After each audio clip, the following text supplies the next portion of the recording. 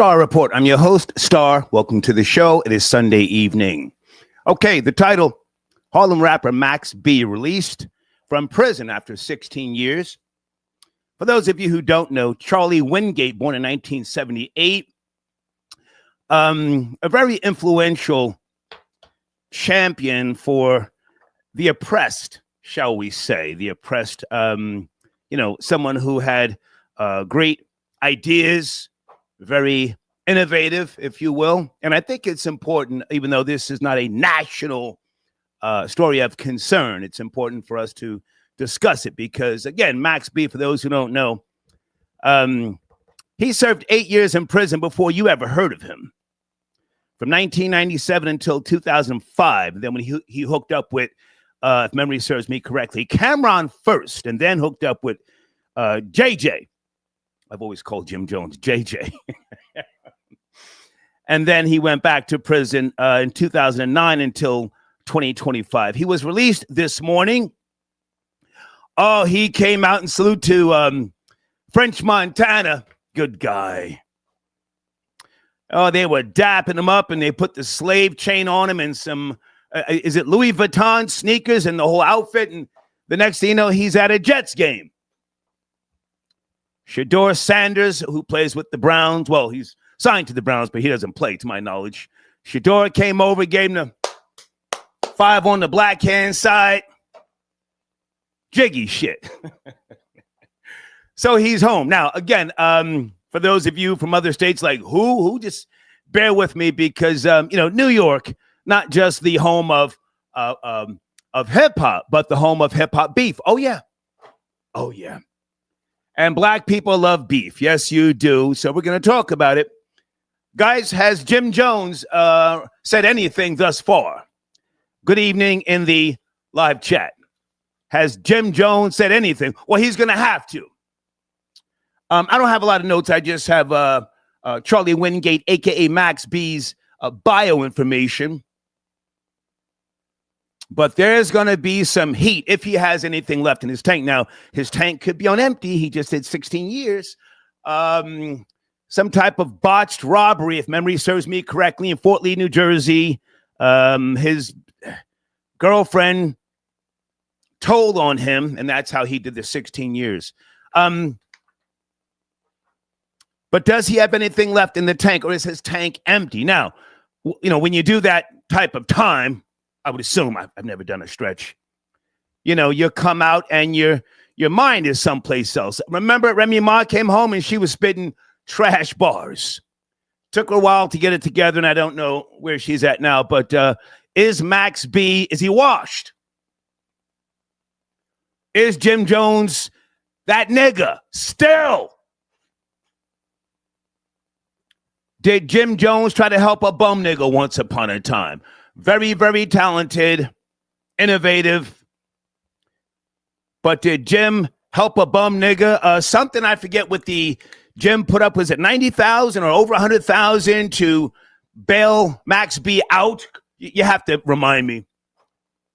And got him to sign over the publishing. Now, you may say, yo, he did him dirty. Well, if I were Jim Jones and a nigga who had already done 8 years in the penitentiary from 1997 until 2005, I think I would have, made him sign over everything as well. It's a lot of money I'm laying out here for you. You might fuck up again. Yes, no, maybe. In the live chat before we continue on. Now, I spoke to Max B's brother years ago when I was hosting a battle rap event in Harlem, and his brother was very respectful. And truth be told, Max B is a likable guy. He's likable. He's got that original swag to him that's undeniable. What were some of his nicknames? Wavy Crockett. The Silver Surfer.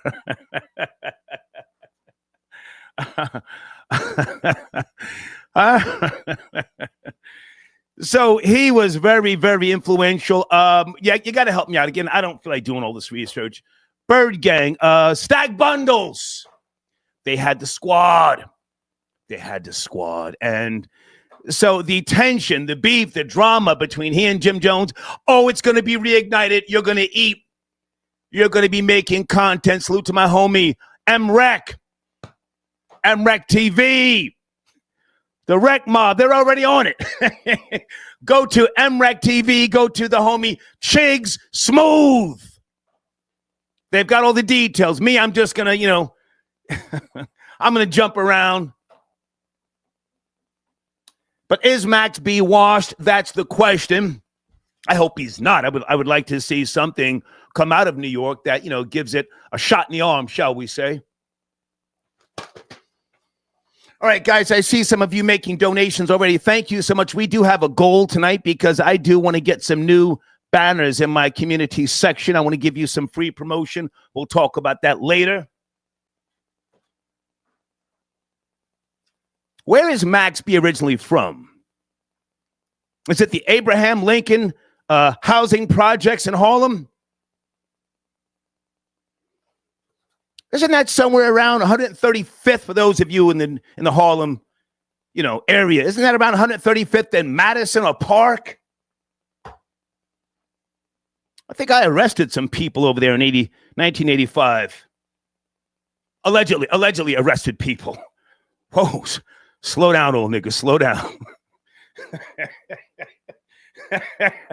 Okay, they're saying 140th. Okay, well, those projects, you see, I remember where those projects are in the New York tri-state because most of them I've been to, allegedly.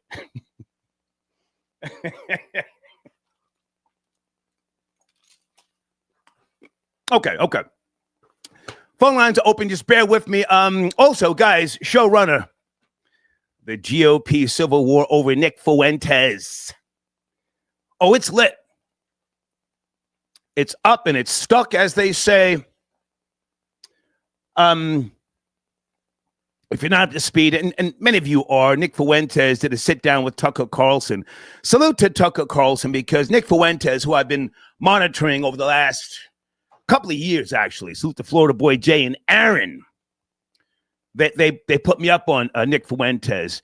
So I've been keeping my eye on him. But he did a sit down with Tucker Carlson a couple of weeks ago, and it was so sweet.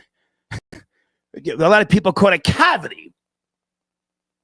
Ben Shapiro, who is going apeshit right now, and others from the GOP, the right, if you will, are mad and trying to cancel Tucker Carlson because he did not grill Nick Fuentes. Now, let me just say this. Salute to Tucker Carlson because Nick Fuentes was getting at his wife, his kids. Really grimy, Star and Buck Wild style stuff. You guys up to speed? Of course you are. Talking about the family, crazy shit. Cool. But Tucker did a chess move and allowed Nick Fuentes to talk. We've been playing some Nick Fuentes videos here, and I usually edit them out because, he's still a lightning rod, for YouTube and other platforms that have demonetized him. But let me say this. Never mind the N-word that he spits. All of these young people today spit the N-word. And truth be told, Michelle Obama and Barack Obama have both used the N-word. Yes, no? Wasn't it a Jay-Z concert where Michelle Obama, oh, my niggas, right? So let's not trip off of Nick Fuentes using the N-word. He's a very smart young man. If you listen to him, and I do, I go to his Rumble page. Oh, he knows his stuff, and he puts boots to the ground.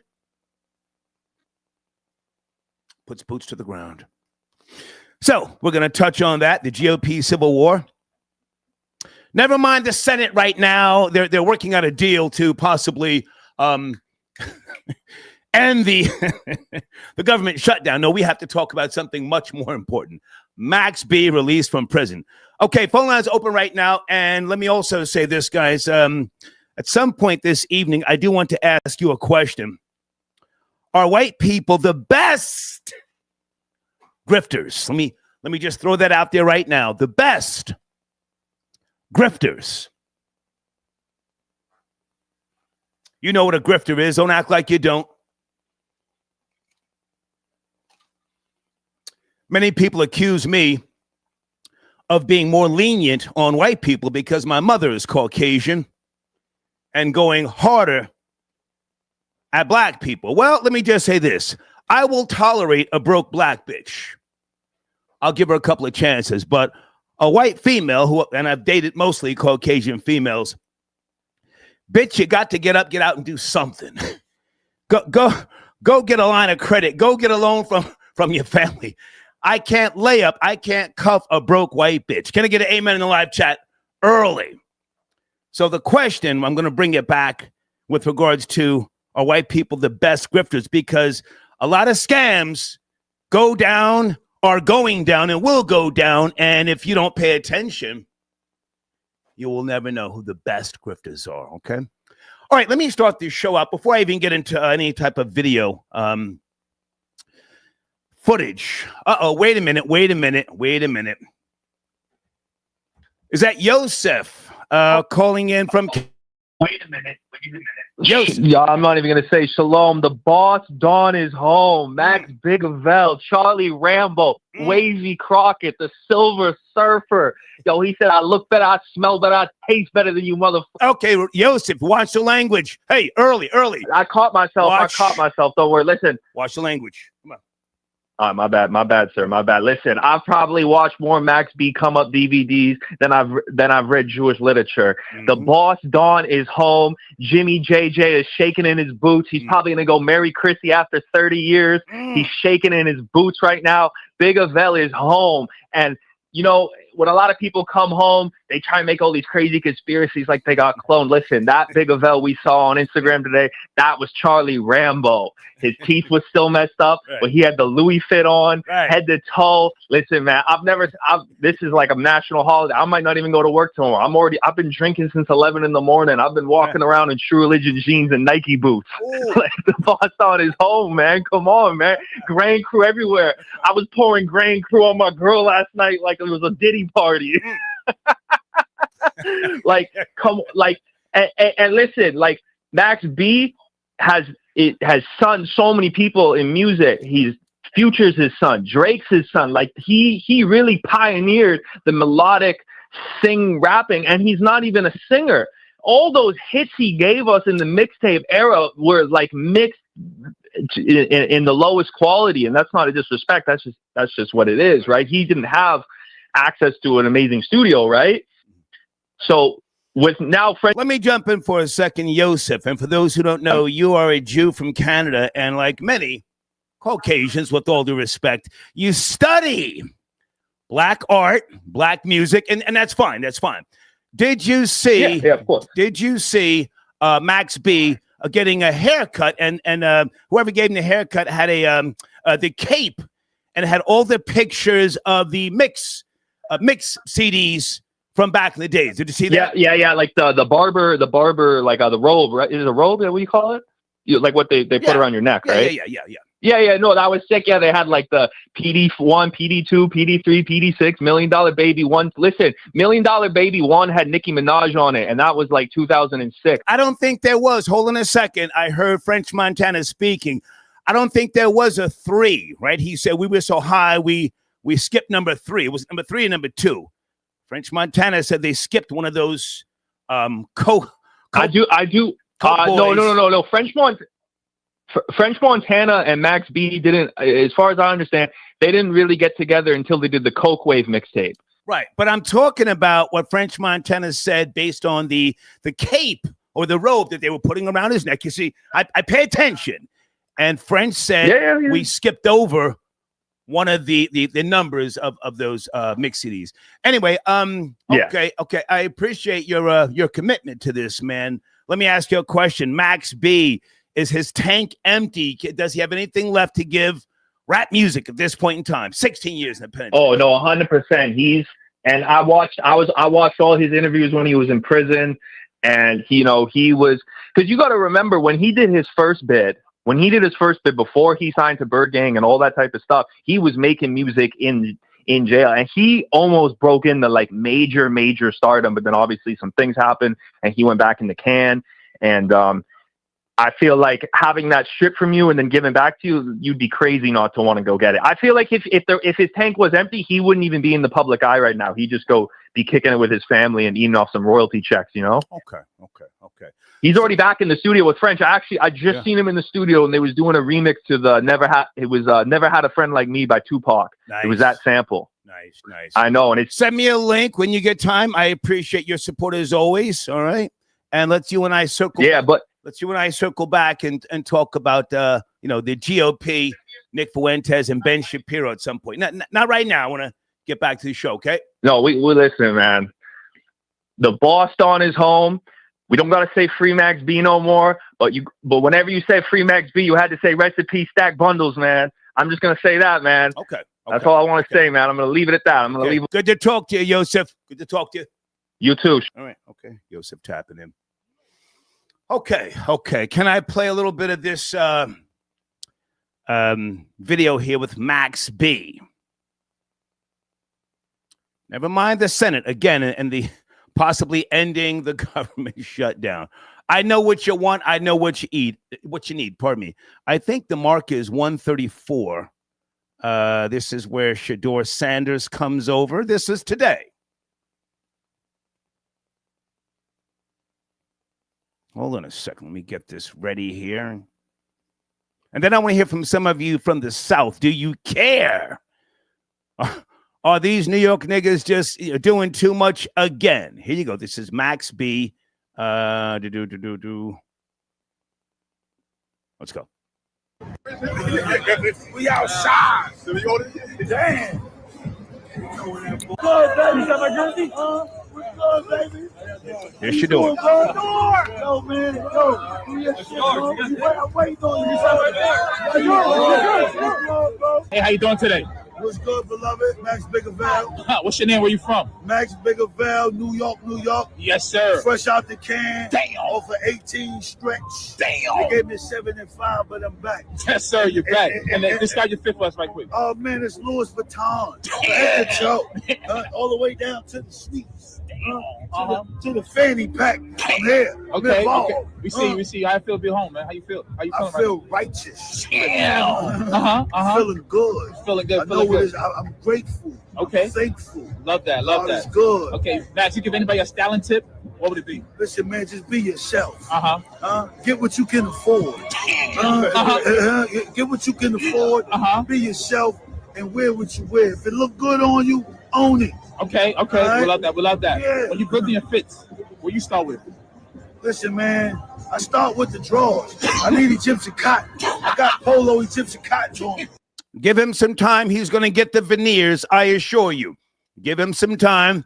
He's going to get his fronts fixed. Up under here. I need Egyptian cotton. I start with the drawers. Okay. Then I do the socks. Okay. Then I do the tee. And then work my way around. We love that. Yes, sir. What's your favorite movie? My favorite movie, New Jack City. Damn, wow. Cause man, it just is. It's in New York. Yeah. It's just a cultural movie. Yeah. And every time I see it, I watch it. Okay. Right? What's your favorite song right now? My favorite song? Yeah. That's a hard question. I don't think I can answer that. Because I got so many. Okay. All right, but I'm going to tell you this. Yeah. I'm my favorite. Ooh, okay. So what kind of is there any new artists, anybody out there you want to work with? Listen, anybody that can keep up with the boss Don. Right? Anybody that's an A-lister. Okay. Anybody that got a sack. Balls. Look me up. I'm gonna get you right. Okay, that was Max B. Got out this morning, and that was at the Jets game. Which reminds me, hold on a second. I would love to talk to a Dallas Cowboys fan at some point today. A Dallas Cowboy fan. Okay. Phone lines open. Do you care? You care about this guy who's now home, Charlie Wingate, a botched robbery, Freehold, New Jersey, once upon a time. Okay. Give me a second. I want to address Sebastian Telfair living in the projects again. I don't believe that. I don't believe that. But Hey there. Good evening. Please watch the language. Are you there? Area code 848. Hey, what's going on tonight, Star? Hey, how are you, sir? Thank you for tapping in. All right. So basically, as far as Max, I mean, I'm glad he's home, but it's over for Max B. Okay. Yeah, it's a wrap for Max B. Okay. Simple fact, who's he going to rap for? Who's he going to style for these days? Can't be the young generation, because the young generation is NBA young boy. Okay. You know? Okay. And us of our age, we don't buy music, so he might as well just count us out.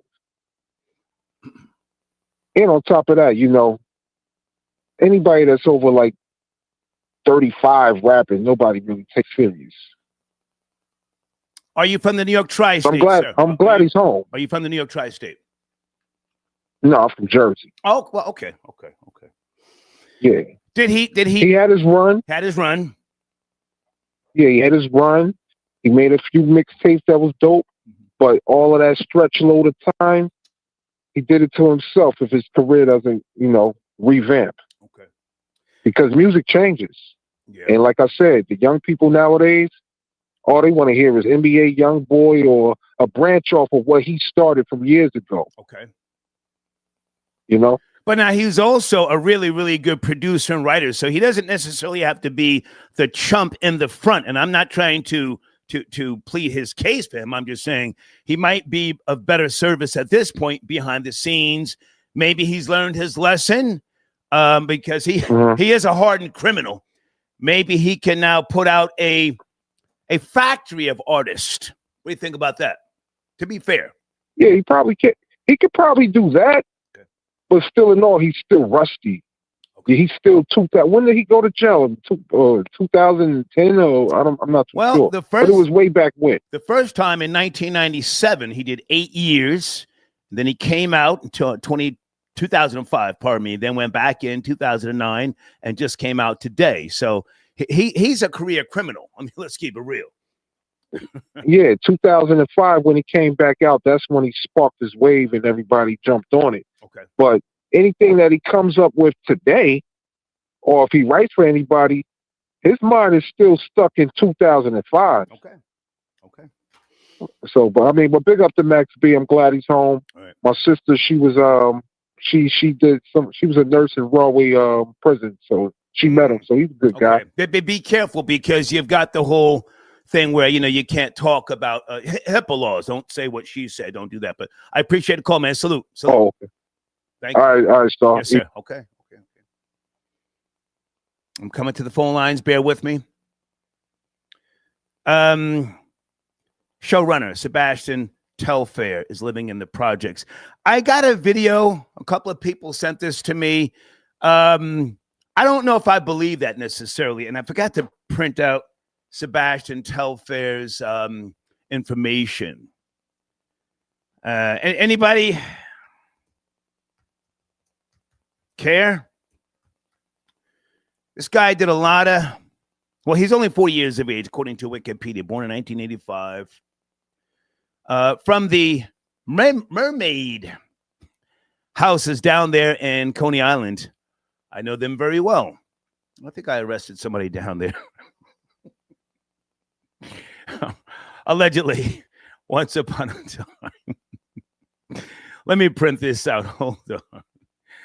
Sebastian Telfair. I watched a video. Some of you may have seen it. Is this a television show, or is this just something on YouTube that they're trying to, I don't know, to push?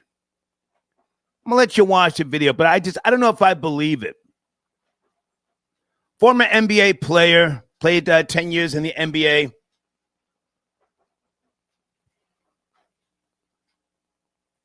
Played with a lot of teams. Give me a second here. I forgot to even go over this stuff, Sebastian. And I know he's related to Stephon Marbury. Okay, career history, 2004 until 2006, Portland Trail Blazers. 2006 until 2007, Boston Celtics. 2007 until 2009, Minnesota Timberwolves. Jesus Christ. 2009 until 2010, Los Angeles Clippers. 2010, 1 year, Cleveland Cavaliers. 2010 until 2011, back to Minnesota Timberwolves. 2011 until 2013, Phoenix Suns. 2013, Toronto Raptors. And then from 2013 until 2014, he played in China. Then he came back, 2014, Oklahoma City Thunder. From 2014 until 2017, he played in China. I would imagine Stephon Marbury stuck his neck out for this guy. Yes, no, maybe. And that's how he had an opportunity in China. Let me ask you a question. Is he a goofball? I'll get the video ready, but I just, having done television myself, I was on MTV for over a year. The Beat Suite, 5 days a week. You know this already. When we were down in the Bahamas, the Isle of MTV, and we were filming 1 day a week. We would film 5 shows in 1 day. We would change outfits, and they decorated the hotel to make it look like we were living there. Right? And I think that's what's going on with Sebastian Telfair. I mean, I don't see him back in the projects. That would be the most asinine failure in the history of the NBA. But give me a second. I'll come back to the video and we'll chop it up a little bit more. Okay, let me go to area code 201. Hey there, please watch the language. Please turn that down in the background. 2001. Yes. Yo. 201. Hey, it was 201. 201. Beloved, what's good, beloved? Yo, Right, beloved. sir, get to the topic. I don't want to hear beloved, brother. Come on. What's good, twin? What's good? What's good? Jersey in the building. Okay. Free Max, Bigger Vale. Max is home, sir. You don't have to say free Max. He's home. What are your thoughts? That's a fact. Does he still have it, or is he washed? Keep it real. Nah, never washed. I mean, come on, let's think about it, man. If you really want to put it together, I mean, people pay big money to go see the Rolling Stones. Like, hip hop is the only genre of music where we shun our elders, and that's only because the elders have did the youth dirty. There's nobody that, like, we messed up the youth. Like, we should have done more. So that's the only genre of music they don't respect the elders is in hip hop. You know what I'm saying? He's far from washed. You know, unless he ride it. Objectively speaking, why was he at the Jets game? Hang on. Objectively speaking, why was he at the Jets game? His teeth looked stained and yellow. He's missing teeth. And, you know, I mean, was that, hang on, sir, was that necessary? Why not go, you know, spend time with family, get your grill fixed, show us something that you've spent your time locked up and you've progressed. It kind of seemed goofy, to be honest with you, at the Jets game. It seemed goofy. You know what? I honestly do not disagree with that, and I didn't even look at it from that perspective because I'm a huge Max fan, and I was just so happy to see him out with his peoples and all that. Yeah. But like, real, like, this, why it got to be a photo op? Man, go home, stay with your babies, man. You ain't got to go out drinking and getting right and all this other goofiness, and man, go get your teeth fixed and all that. I hear what you're saying. And I'm just asking. I'm not trying to dump on the guy. Again, he's got a likable personality, if you ask me. But I don't know. After 16 years, it just seemed like, you know, yo, I'm back, and he kept saying, "We outside." I mean, okay. Yo, but Star, let me ask you a question. If the shoe was on the other foot, how would you have handled it? Sir, I would never be in the penitentiary doing that amount of time. I would have told them. I know that. I would have told you and everybody else. You know that. I don't do hypotheticals. I can't answer that. But, well, listen, he's in the studio. Supposedly, I didn't see that video, working with French Montana. Are you going to purchase some of his new music? That's the question. Absolutely. I'm going to the first show that he dropping. I got VIP. I got the meet and greet and all that. Definitely. Okay. Definitely. Because you got to remember something. This is New York's last voice. This is what unfortunately birthed the drill genre, but it's also what is the last creativity that came out of New York. So at the same time, I salute him for his contribution. Okay. and I'm gonna hold him down as much as I possibly can. Now there's snitch allegations. I don't even want to get into that. You know, let's some Okay, all right. Hang on. Let some other channel do that. He's home 16 years. He paid his debt to society. I want to know where he is now. Did he though? Sir, he's home. He's home. If that was your loved one, would you feel like he? Sir, you keep asking me hypotheticals. I don't do hypotheticals. Right. Thank you. Let's go to area code 203. Hey, good evening. Please watch the language. Got a few topics on the table. Are you there? 203. Hey, how you doing, Star, man? I'm good. How about yourself, sir? Man, I woke up this morning, man. Can't complain, man. First and foremost, man, I'm happy that you're back. I'm happy that you look healthy. Hopefully you changed everything. You know, things that I actually died, sir, in 2008. You're looking at a hologram, but never mind me. Let's get to Max B. He's home. Well, I'm gonna Wavy Crockett. Well, I'm gonna be honest with you, man. I'm gonna keep it short. Come on. I'm not gonna hold you. Yeah, I'm happy that guy is home. You know what I'm saying? A lot of people got a lot of critique, a lot of bad things that I say about him, but I feel like they should just give him time, let him just wild out a little bit till he calms down, and we'll see what kind of man he became after that. You know, he just out. Let him free. Let him be free. Let him just enjoy. How old are you, sir? How old are you? Oh, I'm 32, man. Okay, listen, I really want to talk to someone from your generation. Give me a real hardline opinion. Don't just say, you know, yeah, let's see what happened. It is what it is. You're 32. Is Max B washed? Did he have his run, or does he have something left in the tank? Come on, man. Come on. I think he does, man.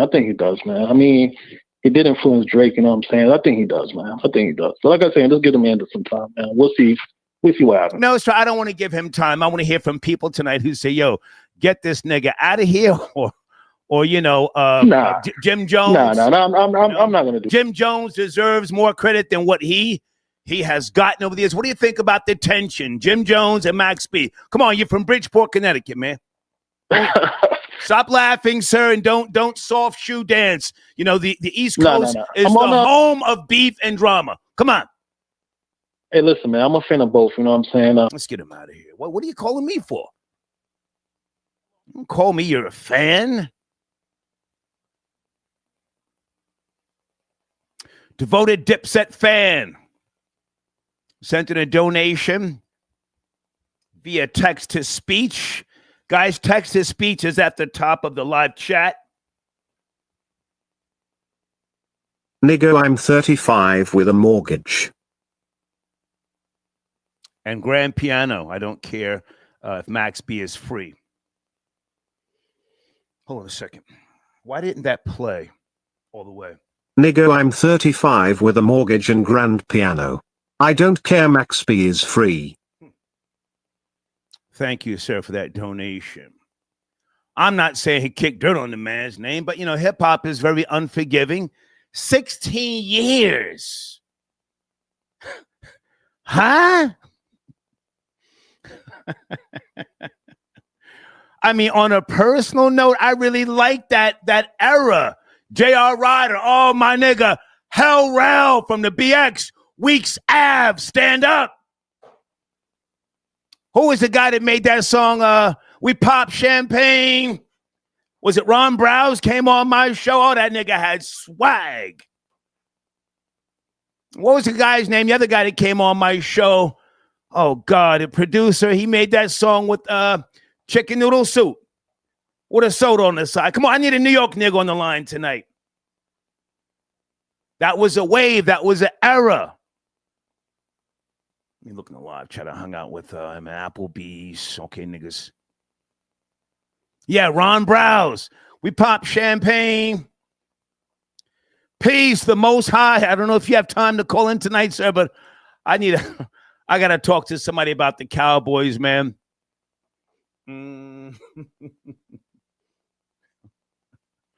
Okay. We got niggas trolling, as you should be doing. Get your troll on. Hang on. Is that the homie? Check-in report. Is that you, sir?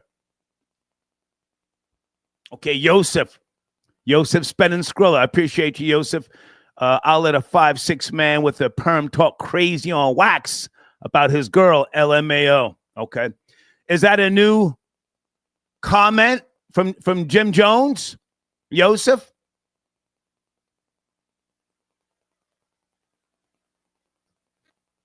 Okay. Danny says Max B moved in the crybabies. Okay. Thank you, Danny. I thought I saw the check-in report somewhere. Maybe not. A couple of other people sending in donations. Hang on a second. Let me go to area code 215. Hey there. Good evening. Please watch the language. Never mind the Senate possibly ending the government shutdown. Max B's home. That's a big story. Yeah, never mind Trump talking about $2,000 stimulus checks. Right. Never mind that. hey, it's Ricky Rick, man. Ricky Rick, how are you, man? Good to hear from you. What's going? Yes, sir. Yes, Listen, I'm not even hating, but we all messed with. I'm gonna watch my language. We all messed with Max B back in the day. I'm 39 years old. We already know the wave. But he's washed, man. Come on, man. The youth ain't checking for him. Glad he's home. Go, like the other callers, just go spend time with your family, man. Go get some braces or something. Like, ain't nobody like he talking about whoever's go get some implants before you get up in the camera. Yeah, exactly. with the Louis outfit. Come on, man. Don't do it like that. Listen, man. Salute for being home. Go ahead and just stay home. Like it's over. It's over with. Maybe get a check from with the French Montana's with a Dubai princess now or something. Like, go ahead and get some money, but chill out. Ain't nobody checking for you as far as music wise. Okay. But as far as your Sebastian Telfair topic, oh my God, I'm not from New York, but he didn't. I do know a little bit about ball. He didn't attend college. He came straight out of high school. Okay. I mean, I salute it. He was the 13th overall pick. That's pretty high for coming, straight out of high school as far as those days. He had a chance to go to the University of Louisville, but he chose to go pro, obviously, for the money. And apparently there was some shooting in his neighborhood when he did go pro, so he was just trying to get as much money as possible, as quickly as possible. But I think the whole, like you said, back in the hood thing, that's a setup, man. That's a production setup. I think he ain't laying his head back and no. Come on, man, stop it. Yeah. They're just trying to get a couple bucks as far as whatever type of documentary that is or whatever's going on. Right. But that's fraud too. He ain't living back. He's not back there. Well, let me jump in for a second. So now I've seen some of his interviews on Vlad TV.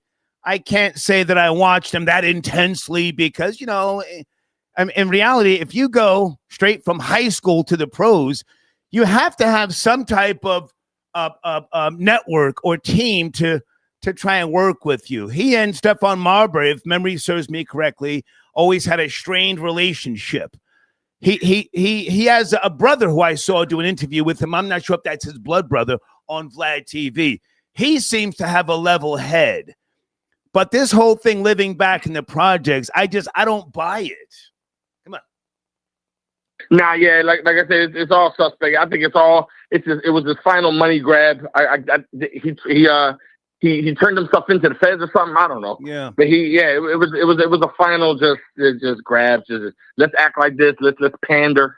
It's all pandering nonsense. Ain't nobody checking for that, man. But listen, I ain't gonna hold you up. Just salute to you, Star. Glad to see you back. And I'll holler at you, man. Yes, sir. Okay, Ricky Rick tapping him. Are white people the best grifters? I got to make sure I'm asking some of you guys that question. Is that white boy Rory tapping in? Max B will go down in hip-hop history as a dusty jail moolie. Ooh, with a bad perm. F out of here. Oh my goodness. Guys, sit tight on the phones. Blade tapping in. Wait a minute. Blade, I got some of your emails.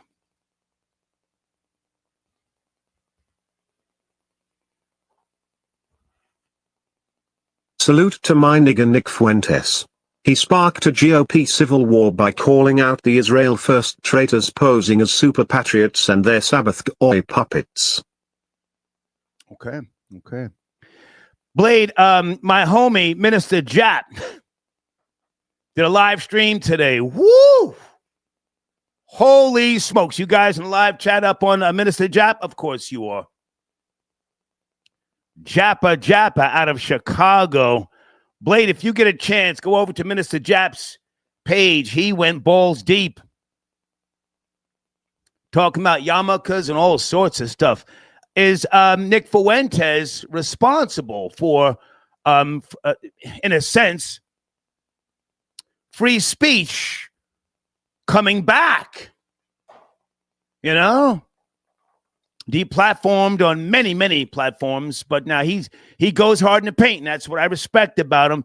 And then he did a video a day or two ago saying, "This is why I will never apologize." Yeah, salute to the Groypers. Area code 661. Good evening. Please watch the language. Are you there? 661. Yeah, salute. Hello. Yes, can you turn down whatever you got going on in the background, sir? Turn that down, please. Oh yeah, Max B, the lick, man. I mean, welcome home, bro. You know you fire, homie. You already know you need to get with Jim Jones or somebody. Get with some of the older rappers and get your bag, man. Don't let nobody disrespect you like that. Talking about nigga, you lit with the with the Louis and all that, homie. He on point. Okay. I got to give it to an OG New York cat. You feel me? Okay. God got his back, homie. He made it home. He didn't come out gay. A lot of. Okay. I mean, he ain't in the closet. He getting his chips, so everything's straight. You feel me? And niggas hating as niggas do. Niggas just hating. You already know that. You already know. That's all they know. That's all. They call him a Moley and all. Come on now, Playboy. You want to be that man? Quit playing. You feel me? You feel me? They want to disrespect it. You want to. They want to disrespect the rap OGs and stuff. That's what's wrong with this game. Ain't no respect for nothing. You feel? Well, somebody came along in back in the mid '90s in the Source magazine, and was teaching people how to hate objectively. I don't know who that person is. And then when he got on the radio in March of 2000, he started doing the most. So the seeds have been planted. Now, let me ask you this. So you from the New York Tri-State? Yeah, that's how they got Puff. Well, Puff was spiking bottles, sir, according to the paper. But now, hold on a second. Are you from the New York Tri-State? New York Tri-State. I mean, I got people, from the big, I'm a Biggie fan, so I'm a New York cat by heart, in the heart. You feel me? Where are you calling from, sir? Take your time. Where are you calling from? I love New York like I love. Sir, where are you? Oh, California. I'm calling from California, okay. but Sir, I need you to take it easy. Hang on. Let's have a conversation. Yeah. I appreciate what you're saying. Are you grooving? Sounds like you're grooving, respectfully. Oh yeah. My people, they grooving. You feel me? Okay. But I love New York. Did you take a bump with a perk 10? Just keep it real. If you're grooving, I'll go slower. No, I'm straight. You straight? Nah, I'm straight. I gave up all that. You feel me? I'm trying to be more mature. You feel me? I'm trying to find God. You feel me? I can't find him in the bottle. You feel me? But I can find him between the legs. Right. I'm trying to get married. No, I'm trying to. Well, listen, sir, I don't give advice, but I want to say something. I don't give advice, but I'm going to say something to you. You ready? Yeah, for sure. Rehab is for quitters. Don't you be no quitter now. You hear me? Oh yeah, I'm gonna come share a bottle with you. I got no, sir. Now listen, go ahead and land your plane. I want you to answer a question I put out here earlier. Are white people the best grifters? Let me say it again. Are white people the best grifters? You know what a drifter is? A homeless man moving state to state. No, sir. Grifter with the G. Grifter. Like. Oh, a grifter, I thought you said a drifter, like a person that moves place to place. No. I don't even know what a grifter is. What is it? I mean, give me the definition. Don't worry about it, sir. You're doing good. Listen, go get yourself some Pabst Blue Ribbon and take it down a few notches. All right, be safe, man. Salute. Queen says, I'm from Coney Island, and I'm sure I saw Sebastian when I went to go visit my mother a couple of months ago during the summer. Well, he's still locked up, dear, according to my information. So I'm not saying that you're lying, but did you go speak to him? Did you get an interview? Did you go up on him and film him? Are you Sebastian? Thank you for your donation, darling.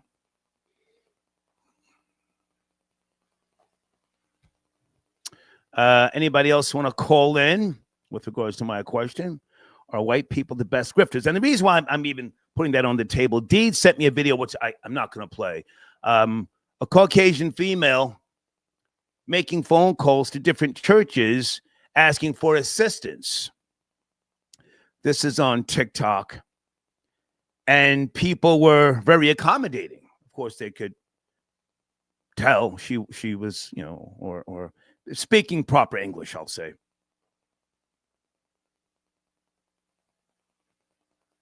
And they were, accommodating her, asking her where they could send her things and so on and so forth. And then she admitted she was just doing a test to see who would be receptive to her calling for these items. You guys know what I'm talking about? And there's other things I can tell you with regards to are white people the best grifters. Most of my girlfriends in the 80s had to be Caucasian scammers. You got to be doing something that we can benefit from. I didn't hang out with broke bitches in the 80s. You had to be doing something. Run some type of con, sell your ass, do something. Embezzle money.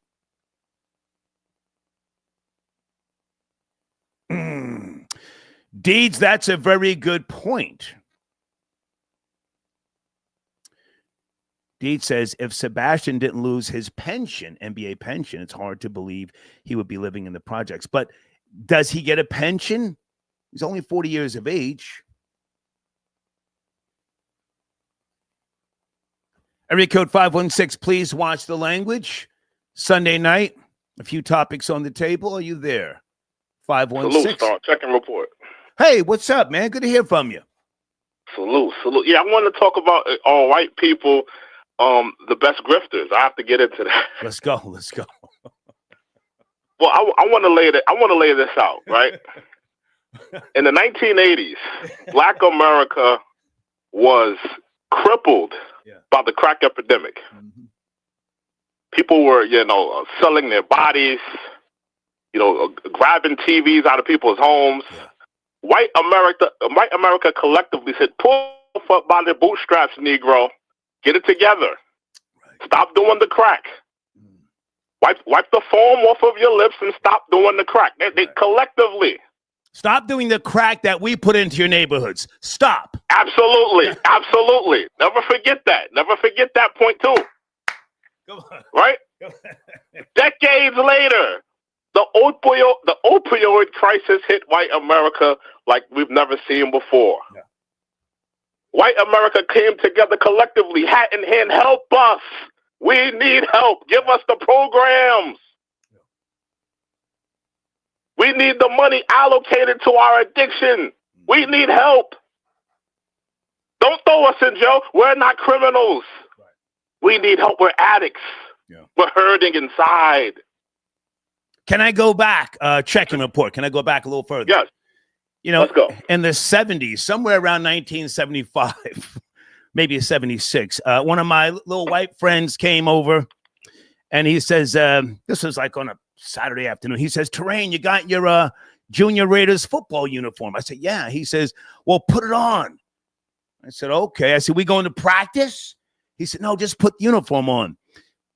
He and I started going to a place called Fanwood, New Jersey, knocking on doors with a mason jar with our football uniforms on, asking for donations for UNICEF. You ever heard of UNICEF? Yeah, I've heard of UNICEF. He was an early grifter, and I said, "Whoa, this is crazy. We must have made close to $75 in one day and knocking on people's doors. Again, Fanwood, New Jersey, mid-70s, asking. No, we were not collecting for UNICEF. We took that money. We went and got Slurpees, Doritos, and all sorts of just crazy shit. But I'm just saying, right. We have to be real about, the things that white people so effortlessly do and how they're rewarded. That's the point. Rewarded. Go ahead. I agree, and I also think the issue is that people are more sympathetic to the white grifter. That's another thing. People are more sympathetic to the white grifter. Facts. When you see a Negro laying in the street with no shoes on, looking bummy, you're pretty much something. What is this Negro doing? Get it together, Negro. Yeah. Get out the street. Yeah. Get yourself a job. When you see a white man, you say, "Oh man, what happened to him? He must have lost his job. Oh man, what he must be dealing with some type of addiction. We got to help this man. Mental illness. Right. We need to help this man." Yeah. So I think there's more sympathy for the white grifter. Totally, and I would play the video that Dee sent me, but I don't want the female to attack me for calling her a grifter, but it goes back for centuries, not just decades, but centuries. But I appreciate you chiming in on that question. I'm sorry, go ahead. I got to talk about Max B. Please. I was hoping to hear more Southern people call in and go in on New York niggas. I was hoping to hear that. I was waiting to hear that. I'm still waiting for some Southern people to call in, hate on old New York nigga, with his teeth looking jacked up. Respectfully, I rock with Max. I love Max B's music. I'm a fan of Max B's music. Okay. So I personally think he has a lot in the tank. And when I think about Max B's career, I think about what you said before. It's not about being being current. It's about being a factor. Yeah. In my opinion, I feel like Max B's music is still a factor. He influenced a lot of people. I mean, in terms of it, a lot of people that have come out before him, he influenced a lot of people. So I mean, it's just about him being a factor, and you don't have to be on stage with whoever the newest rapper is or whatever. As long as you're supplying to your fan base, I think that's all that matters. If I can jump in, objectively speaking, I do think that he is or was creative enough to still stand the test of time, and see that remains to be seen when you are a creator. Mm-hmm. And your back's against the wall. If you're a true creator, you can continue creating as opposed to trying to live off of your old vapor trail. So I'm anxious to see what he puts out into the market. I think that after 16 years, he's going to be a little rusty, but I do want to see what he has to offer. I'll let you land your plane. Yeah, I agree. Me as well. You do have to worry about, like you say, JJ. He's trying to pull some political strings. I'm sure. He got that snagglepuss face on his head right now, looking like he just drunk some spoiled milk. I'm sure he's not happy right now. But I think he's going to be, trying to put some pressure on Max. In my opinion, I hope not, but we'll see. Okay. But have a good show. Yes, sir. Salute. Thank you. Okay. Check-in report tapping in. Hey, timestamp Tiffany. That's her comment on the screen. She says if they have a dog companion, they get even more money. Yeah. Yeah. I get accused of being too hard on black people, but so when I talk about white people, don't be scared. Chime in. I think I've told you before about one of my girlfriends back in the, it's the early 90s. We used to drive into New York in the mornings because I was staying with her for a while. And she would never pay for a toll. She had Easy Pass. The Easy Pass was empty. And then she put a piece of, duct tape around the Easy Pass so they could no longer send her bills. She would drive in the morning. She would drive through the goddamn the toll booth. If there was somebody standing there collecting money, she would just drive by smoking her Parliament and look at them. One time somebody said, hey, and she said, hey, what? I'm a fucking college student. Hey, what? And just keep driving.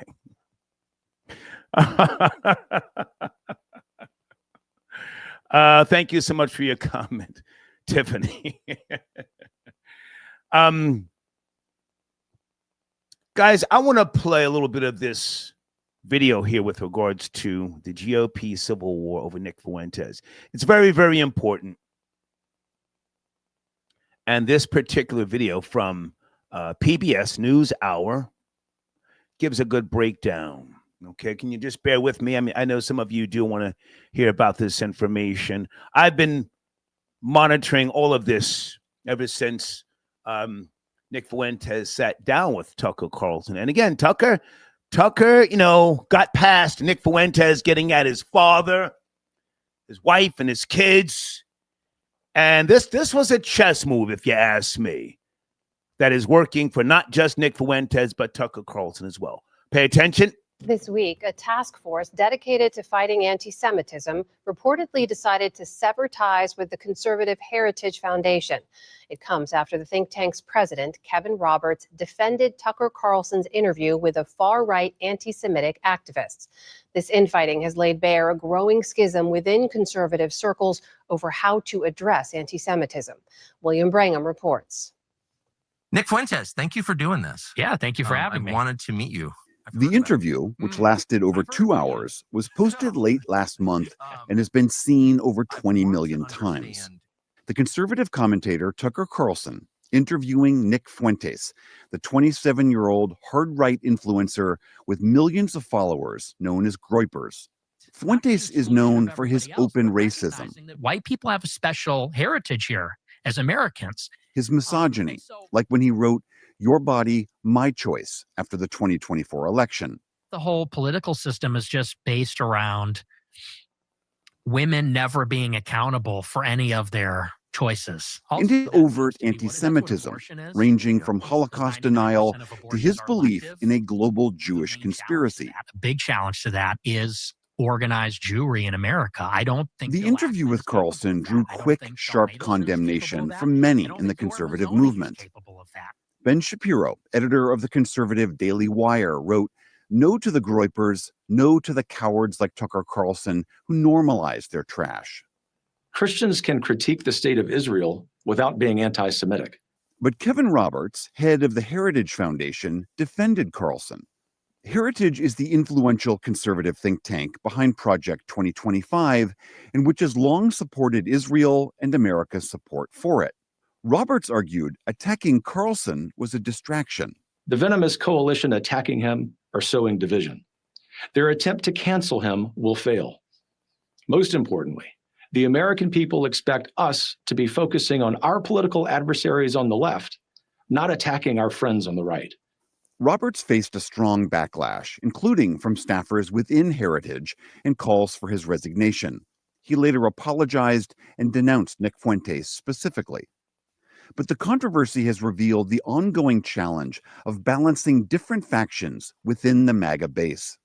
For the PBS NewsHour, I'm William Brangham.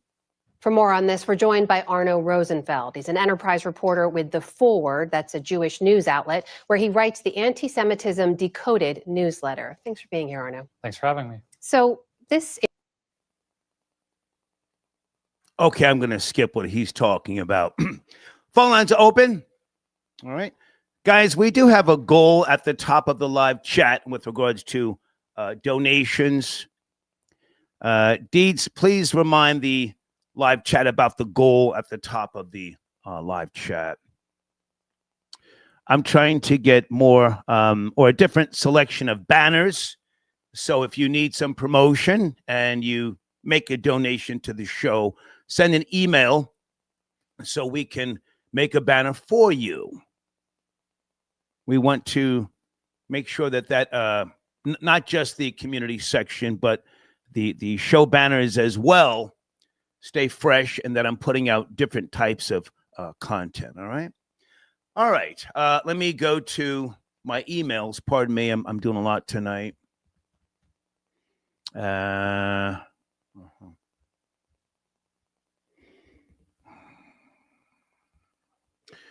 Yeah, Derek, thank you for your email. I'm very up to speed on that video on CNN. A major sign shutdown is poised to end, but it has not officially ended. All right, thank you. Blade, I got your emails. Thank you so much. Janet, are you out there? Janet, I may have to email you in the morning with regards to what you and I were emailing about earlier. I'll just say that. Salute to Janet. She keeps me up to speed on things. Okay. Area code 609. Please watch the language. We got a few topics on the table. Are you there? 609. Yes, sir. Max B is home, baby. Okay. Tell us more, sir. You're a Max B fan. He did 16 years. I am a big Max B fan. You know, it's a good day. Today is a good day in hip hop.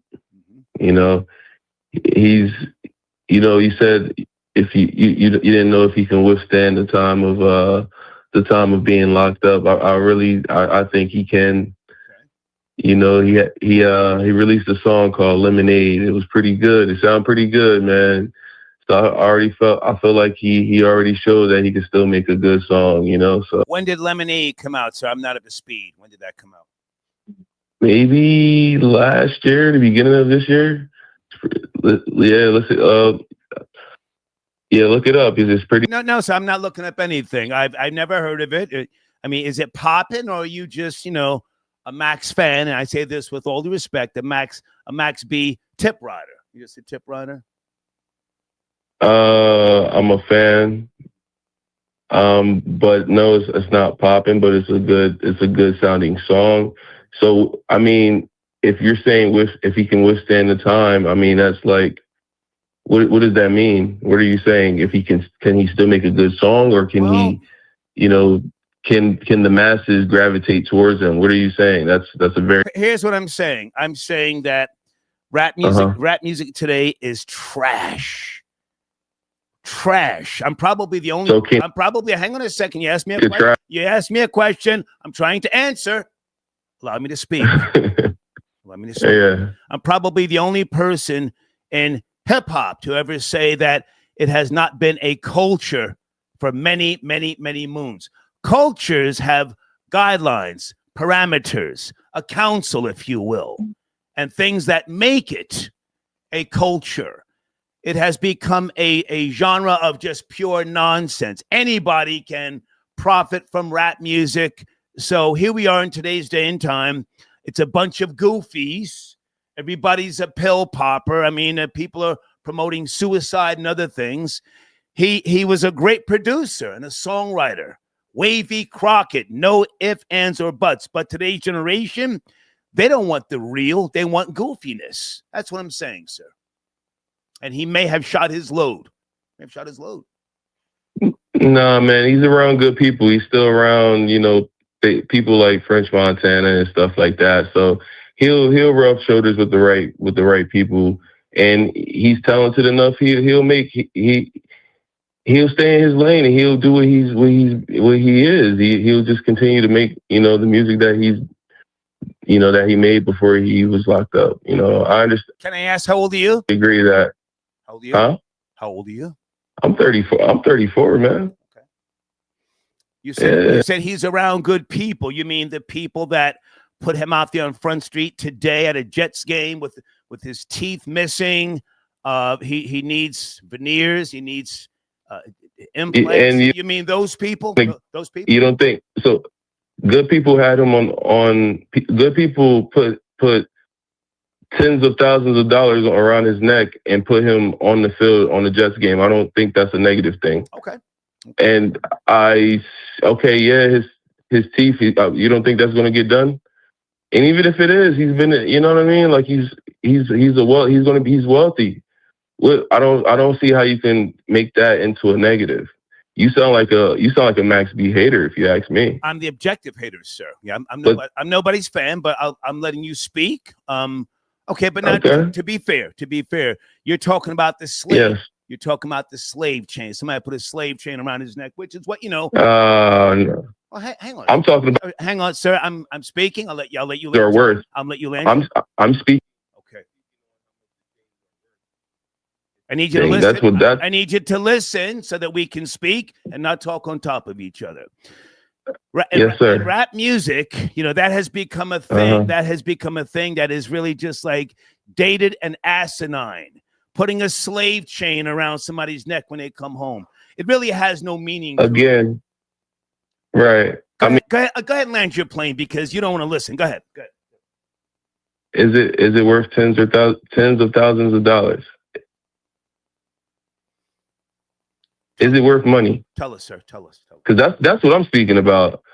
Listen, I would love for somebody to put a $30,000 chain around my neck, regardless. If I come across some hard times, guess what? That's $30,000 that's more than I can. You know, that's an asset at the end of the day. Gotcha. Okay. He came home from nothing to $30,000 at least around his neck. Okay.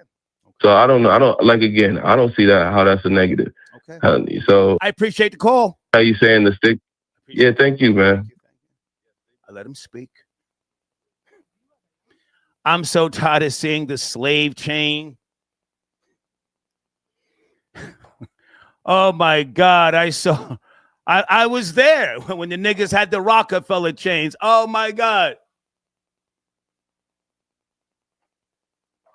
I can't take it anymore. You got on a slave chain, but your baby mama or mamas are suing you for child support. Okay. I want you to speak. I'll give you the last word. Guys, here is Deeds Cash App. I ask you to, be respectful to Deeds. She motivates me to get up and do a show. It's Sunday. Come on now. That's what she said to me earlier. Are you taking your nap? It's Sunday. Are we on the grind tonight? So if you'd be so kind to send Deeds a Cash App. She keeps me going because I'll be so honest with you. Yesterday, I was out with my often on again girlfriend, and then we started watching. What did we watch? Predator: Badlands. Whoo! Really, really good movie. It's the 9th installment of the Predator franchise. And then earlier today, I was focused on my Squirrel Party channel. I must have filmed 7 hours today, which we're going to try and chop up and get posted tomorrow. Anyway, so I was just in a very relaxed mood today, you know. But Deeds said, hey, we got to talk about Max B. He's home. So here I am, and there's Deeds Cash App. Hey, Sunday, I got your donation on the screen. Okay. Boss Sunday. Taking shots at Rory and FBJ. Okay. Thank you, Sunday. Okay, Goo, are you calling in? Where's the homie Goo? Yeah, yes, Goo, are you calling in? Goo is partially responsible for getting Max B out. Hold on.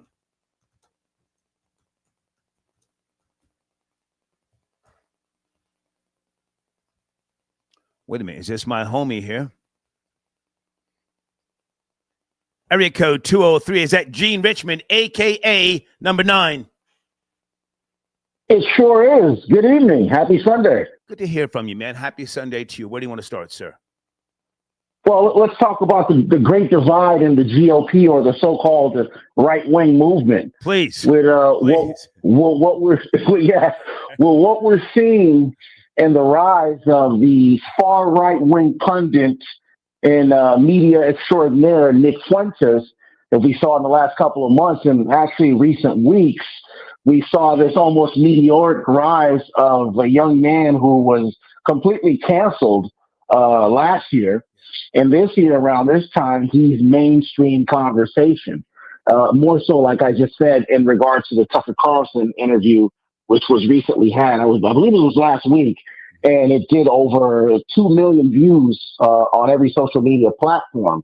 So Nick Fuentes is the most talked about so-called far right-winger who's not on any major platform in the mainstream. So it's a very unique experience.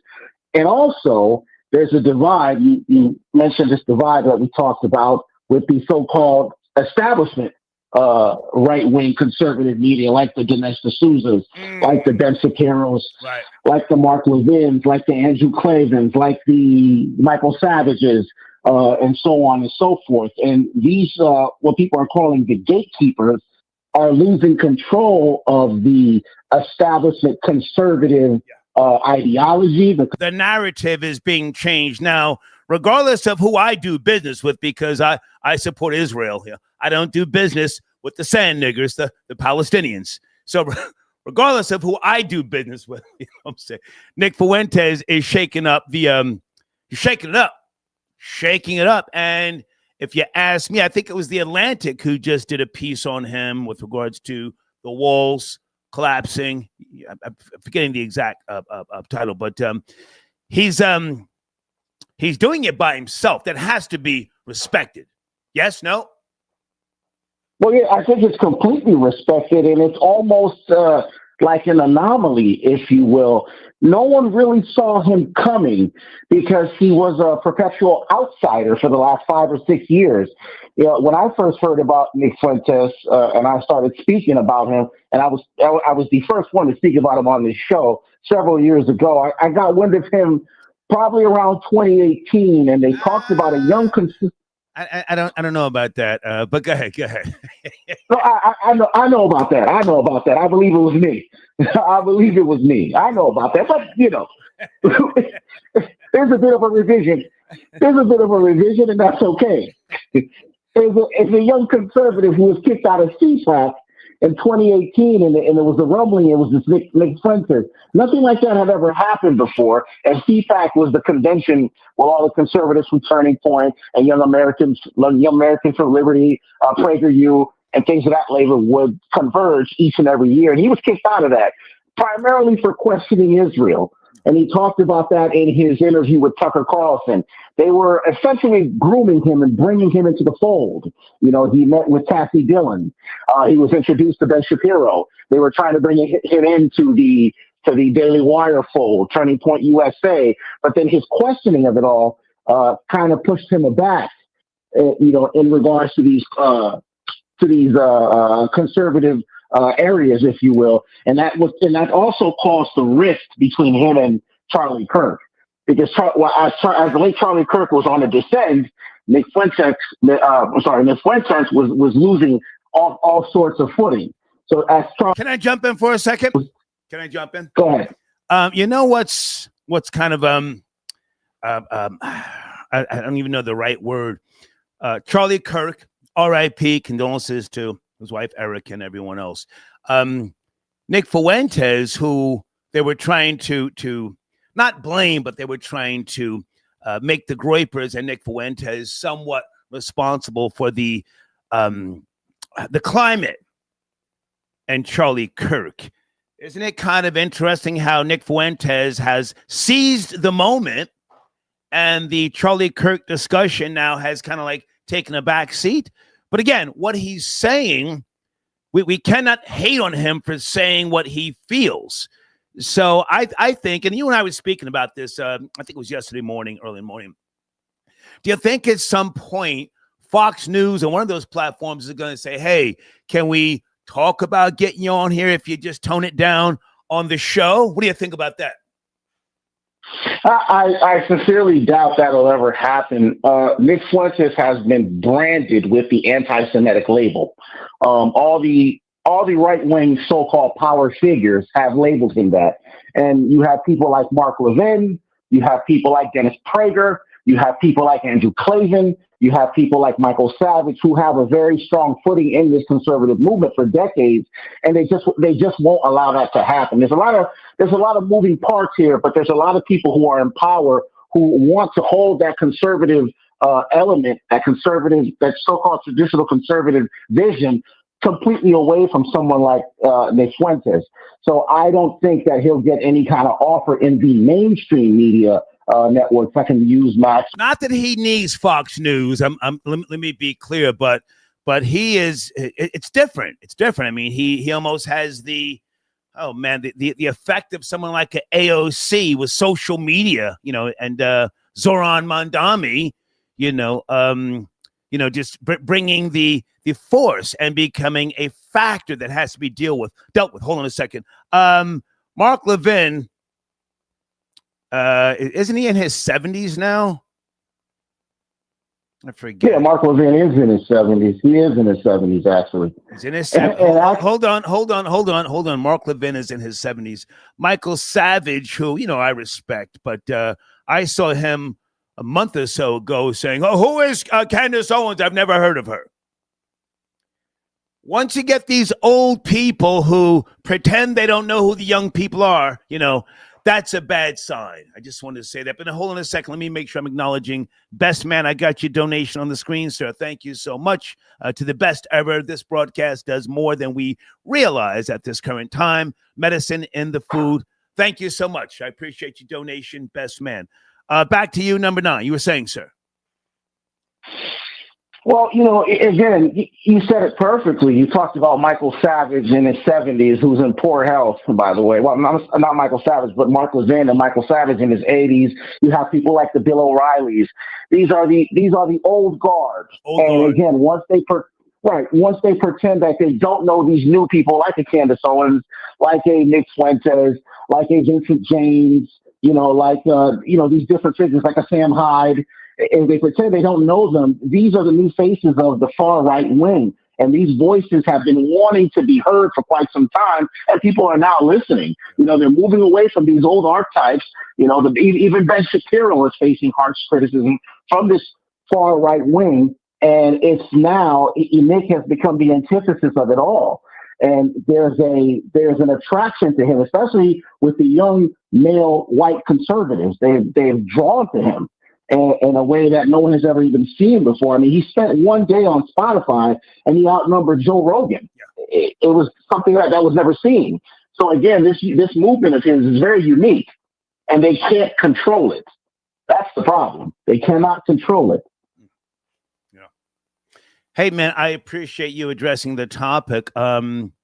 Anything with regards to the Senate right now? We don't want to focus on that because Max B has been released from prison. That's the real discussion we need to have. Anything going on with the Senate and a possible end to a government shutdown, or is that just smoke and mirrors at this point in time? Well, there's been rumblings of the government shutdown coming to an end. I've been watching the news wire for anything late breaking. They're saying there's a decision that might have been potentially reached, but I think we'll know more sometime during the week. I think the government shutdown is going to come to an end this week. Okay. I believe it'll come to an end this week. Great to talk to you, Gene Richmond. Thank you for your input, sir. Thank you. Thanks for having me. Okay, all right. That's my friend. Blade has sent in donations, going hard in the paint.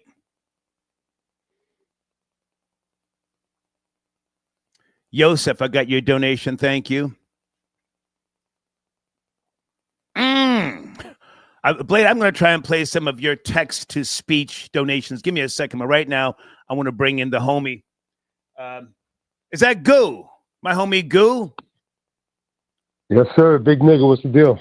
Okay, Goo, for those who don't know, you are a consultant. You are a specialist with regards to music publishing, with regards to helping artists, groups, companies find money, residuals. You know about mechanical royalties and a whole lot of other things. Yes. Yes, sir. I'm an expert in I'm on the forensic side of the publishing and copyright business, and contractual side of the music business. Okay. So I definitely retrieve royalties, get people out of contract, sometimes maximize their record deals, maximize their catalogs, royalties coming in. It's just a variation of things I do. Okay, so absolutely. Did you play a part in the release of Max B because you have been working with his camp over the years? Yes, no? Yeah, absolutely. I mean, I was pretty much the Trojan horse, I would say. Come on. I mean, what'd you say? You have the floor, please. You have the floor. Yeah, no, so what happened back in '09 when he got convicted in Bergen County? This is the county I live in. You know what I'm saying? So what happened was that the prosecutor was pretty much bragging about how bad his attorney was, Gerald Saluti. So my lawyer found out about it and heard from the prosecutor what was going on. So we went back to the record label that he was signed to at the time, Amalgam Digital, which was out in Massachusetts, and we basically told him that we could get his get him out on a post conviction release, which is a PCR, and basically, they didn't have the funds at the time, and then later down the line, they sold the rights to another company called Phase One, and then I got involved with Phase One, and then let them know the situation, and Phase One basically got an attorney to basically get his time reversed around 2017, 18. Really can't remember what year. Okay. But I mean, I was telling these people from like 2009 to like 2017, 18, and no one was pretty much listening to me, or wasn't putting out the effort. I mean, all these rappers that was like saying like Free Max B, and friends and associates that he had saying Free Max B, no one was looking into his case. It wasn't really that hard to get it reversed. You know what I'm saying? I mean, it was his lawyer was so incompetent that he got it reversed pretty quick. So I mean, if somebody would have looked into it around 2010, 11, he would have been out a couple of years earlier. So I mean, I spoke about it on DJ Self's podcast. I got it on my YouTube behind the deal with Gangu Roach. If I can jump in for a second, Goo, I'm going to get your information posted at the top of the community section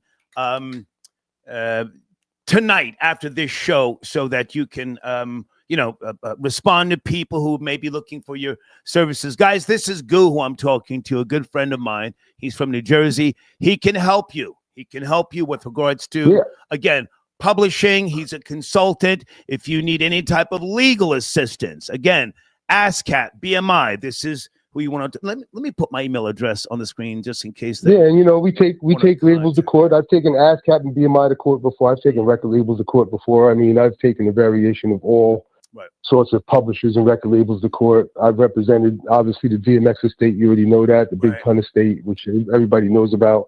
I got the Jackie Wilson estate, Joe Tex estate, a lot of estates, but I deal with a lot of living artists too. You know what I'm saying? If I can, if I can ask you this, somewhere around 2010 or 11, Jim Jones lost the publishing that he once acquired from Max B, right? Was it 2010 or 2000?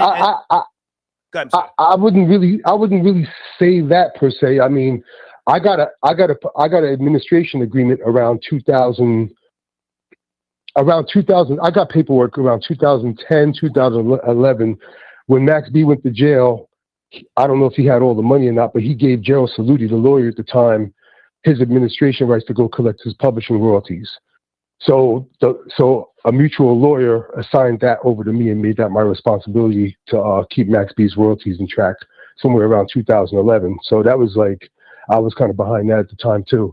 And which now they assign me now to, help and, make sure that everything's fine in the future. Okay. Hold on one second. Hold on. I don't know if Jim Jones. Hold on. Hold on. I want to make sure that I'm not saying the wrong thing. According to AI Overview, Jim Jones has relinquished the publishing rights to Max B Music, a movie stemming from a legal ruling in 2010. And a more recent acknowledgement from Jones himself in 2025. So that's what I was talking about. I disagree with some of that. He might give back some of the he may have given back some of the catalog, but he didn't give back He didn't give back balling or things that was like highly lucrative to Jim Jones. Gotcha. That Max doesn't have any rights to that, even though he participated on that record. He might have. I think he does have. I think he does have some rights on Hustler's Poem. And some other projects and stuff like that. But I mean, what was most significant at that time, Max doesn't have rights to. You know what I'm saying? So he might have given back some stuff, but not everything. And I could assure you that. Might we see a collaboration, in your opinion, between Max B and Jim Jones? It's 2025. People are older now. Jim is different. I used to know Jim back in the days. He was a knucklehead. He's a different man now. Max B just did 16 years. I mean, business is business. Niggas got mouths to feed. Mike, hang on, go. Hang on. Let me just get all this out. Might they say, hey, you know what? Let's put together a monumental album for New York. What do you think? I mean, as of right now, I don't see it because Jim is being kind of stubborn about that. He's very, very non-forgiving with Max when he's been forgiving, with other people. I think the only person that could be the conduit to heal that might be French Montana, who's pretty cool with both sides. You know what I'm saying? And if French can't unite that, then it's not going to happen. But as of right now, I'm gonna have to say that's a no. You know what I'm saying? Like I just don't see. I think Max would be more willing to do it. Jim is being kind of. I would love to see it. I would purchase it. Hell, I purchased Cardi B CD, which I still haven't opened. I mean, I would purchase it. They did some good stuff together. I mean, I did like some of the Bird Gang stuff, and Jim's biggest record was with Max and stuff like that. I mean, they had a good synergy. It would be good. It would be real good to see. You know what I'm saying? I mean, as long as they had good vibes, I think it would be a nice thing to see. But I mean, Jim is Jim right now. You know what I'm saying? Okay, hold on a second. Yeah. They're in the live chat saying no. Max B doesn't need to do tracks with feds. Trolling as they should. Yeah. Max doesn't. Yeah, I know your chat. I know the chat goes hard. Yeah, he doesn't need to do a track with a confidential informant. Okay, well, listen, I was just trying. Okay, yeah. Okay. I mean, but that would be dope. I mean, it really would. But it's just I mean, he got French. You know what I'm saying? I think French is can get some high-level producers. I mean, there's some things I know on the inside that I can't speak about, but there's some like real popular artists that are fans of Max B and want to do some records with him. Like, A plus like type artists, you know what I'm saying, that want to collaborate with him. Okay. And if that works out, that would definitely put him on the platform. I'm good friends with his manager, so I mean, I'm in the loop, of what's going on, and I mean, there is some high hopes for the guy. You know what I'm saying? New York, as you know, is not just the home of hip hop, but it's the home of hip hop beef, sadly. And, some of that stuff, man, I can't even look at some of these guys who I've met, who I've known, in their 50s, still beefing and feuding. I'm hopeful that they collaborate. I think Jim is different, not that he has to, but I hope that they do collaborate. I think it would be good, as people like to say, good for the culture. I would like it would be, because I mean, rap is this is a silly game. You know what I'm saying? I think everything's a facade. I mean, Christmas time is coming. I tell you right now, there's going to be about 8 to 10 rappers that are going to call me asking me to borrow money for the holidays. Yeah. So I mean, like, it's not what everybody thinks. You know what I'm saying? And money talks. You know what I'm saying? I don't know if Rock Nation still manages Jim, but if they said, hey, like, there's this opportunity for you and Max, and we got this type of money, I don't think he would turn it down. You know what I'm saying? So that would be like another influence, like Rock Nation. I think he's managed by Rock Nation, or was managed by Rock Nation. Last I knew, he was managed by Rock Nation. Okay. And they got, they can kind of come up with some money that other people can't, and they got, resources and stuff. A wise man once said, "It's all about money, ain't a damn thing funny." Goo, great to talk to you, man. Yeah, absolutely. All right, I'll talk to you. Okay, I got your email. Right. Got your email. I'll post that tomorrow. Thank you. All right. Yes, sir. All right, thank you, everyone. That's my homie Goo. Guys, tomorrow morning or later on tonight, I will put a link to his information, how you can contact Goo in my community section. All right. Someone in the live chat says Star wants 50 Cent and Ja Rule to do an album together. Well, it's not so much what I want. I think if you are a fan, supporter of rap music, I think you deserve that. I think you need to see grown-ass men act like grown-ass men. Trolling is fun. Ha, ha, ha, he, he. But grown-ass men, what does that they say? I can act like a man or something they say with regards to patching things up. I think that would be a great thing. 50 Cent and Ja Rule, but I don't care either way. Hey, Sunday. Where is her donation? Sunday says Cardi B's album is so bad. Star didn't even open it. It's a coaster, not a classic. Well, Sunday, to be fair, I said on my IG page that I probably won't open this. I just bought this to have.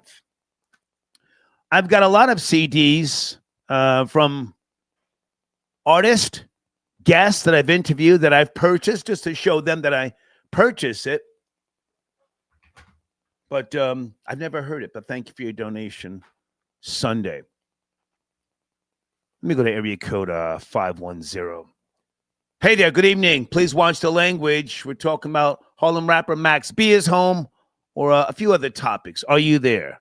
510. Yeah, I'm here. Yeah. What's happening, Star? How you doing? Yes, sir. How are you? I'm doing good. I just wanted to speak on the Max B thing, right? I respect that he's out and everything, but at the same time, I get kind of disgusted every time I see situations like this because it's like they always celebrating the artists like him or like, let's say, God willing, if Lil Durk were to get out, even though we know he's going to get triple life, if he was to get out, people would be talking about, oh, well, it's an injustice. We so happy out. When in reality, Max B should still be in prison. He's guilty as hell. I mean, he's guilty. Sorry, my bad, sir. I apologize. It's okay, come on. It's okay. But he's guilty, and he just promotes like all these other rappers and stuff. I love listening to it because it's entertainment, but he promotes nothing but debauchery and degeneracy and stuff. It's cool to listen to when you're in your early 20s, but when you elevate and you get knowledge of self, you realize they need to stay in that cage, and they're just promoting buffoonery and stuff. So I respect the art, but I do not respect them getting out, and I do not respect these lawyers portraying them as innocent victims and stuff. When you know that your client is guilty, your client is a degenerate criminal that's doing this and that will continue to do it. Just because he has talent does not mean he's removed from it. He's a part-time rapper, full-time criminal, just like Lil Durk. Oh, wow. People be like, oh, well, Lil Durk is da-da-da. Lil Durk is guilty. He's going to get life, and quite frankly, I can't wait. Well, now, hang on a second. To be fair, the man served his time, paid his debt to society, 16 years. Somebody lost their life. Did they not, Star? You're right. You're right. But okay, so that's... Well, hang on, sir. The courts let him out, so I can only say he paid his debt to society. You're saying he should still be locked up. I'm saying a life for a life. I'm saying that man is not here, or whoever lost their life is not here. So he could change his life all he wants. He could become Muslim or Hebrew Israelite all he wants in prison. Okay. He could become the biggest mentor, talk to the kids, do it behind the steel cage. That's what I'm saying. You could be the best man in the world. You could run around the track. You could do all that. Do it in the cage. Wow. Are you from the New York Tri-State? Where you calling from, sir? 510. I'm from California. I'm from the Bay Area, but okay. Yeah.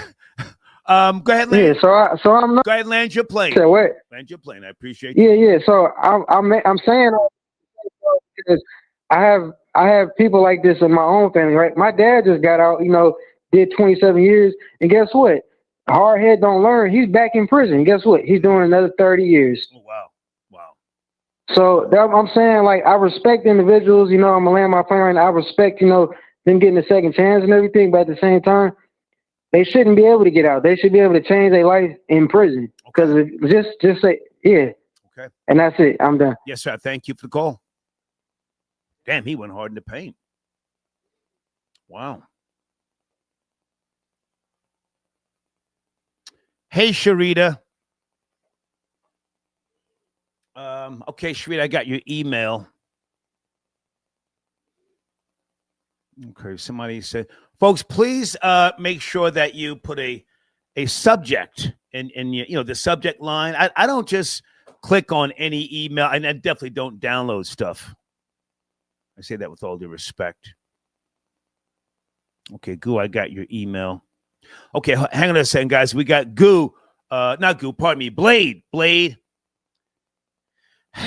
reminding me, okay, what I spoke about when I asked the question, are white people the best grifters? Blade says, Star, you let that poor Italian girl go to jail for embezzling money from her job in the 80s, and then you left her hanging. To be clear, Blade had nothing to do with her. She was embezzling before I let me be careful what I'm saying here. Embezzling before her and I reconnected. She did her time. She's dead now, right? Blade, she's out of here, yeah. Okay, and then Blade says, sounds like Miriam, the white girl who you allegedly were pimping from back in the days in your white van. Her two sons are trying to track you down. Okay. And Blade also okay, now he's getting a little too crazy. The incident with you in Coney Island back in the days was not... Okay, I'm not going to read that. Thank you, Blade. Thank you, man. He's doing a little too much.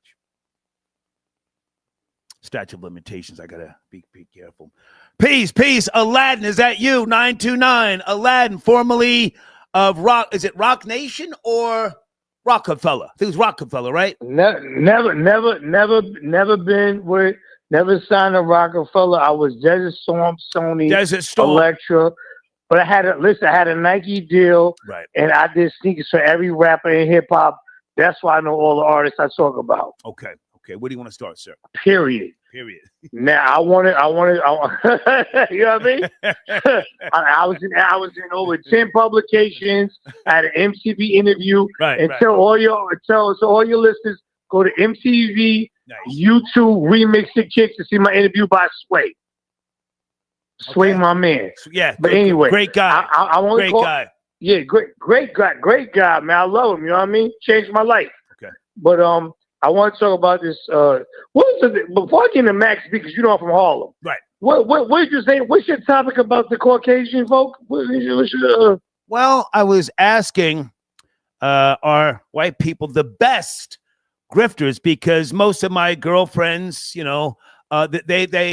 they could finesse things. Big money things. And, people always kick dirt upon black girls. But black girls, and I say this respectfully, they do a lot of low-level crimes, real estate, flipping houses, mortgage fraud.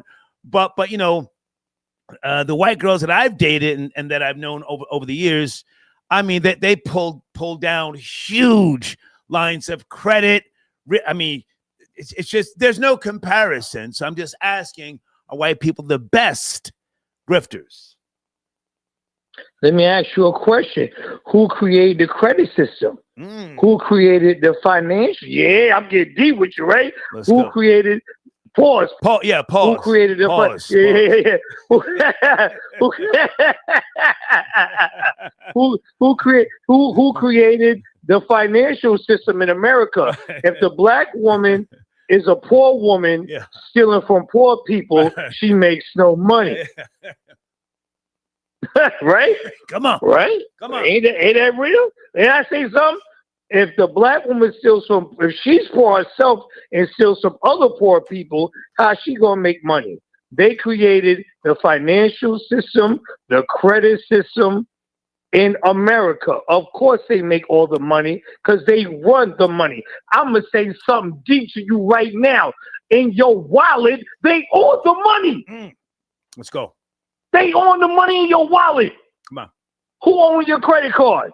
Who owns the dollar bills in your wallet? Who made your wallet? Who owns the wallet that you obtained? Who owns the bank that you got? Well, I know you don't do the mortgage thing, but people that get mortgages, who owns the bank that gives the mortgage to purchase the home? Let's go. Come on, man.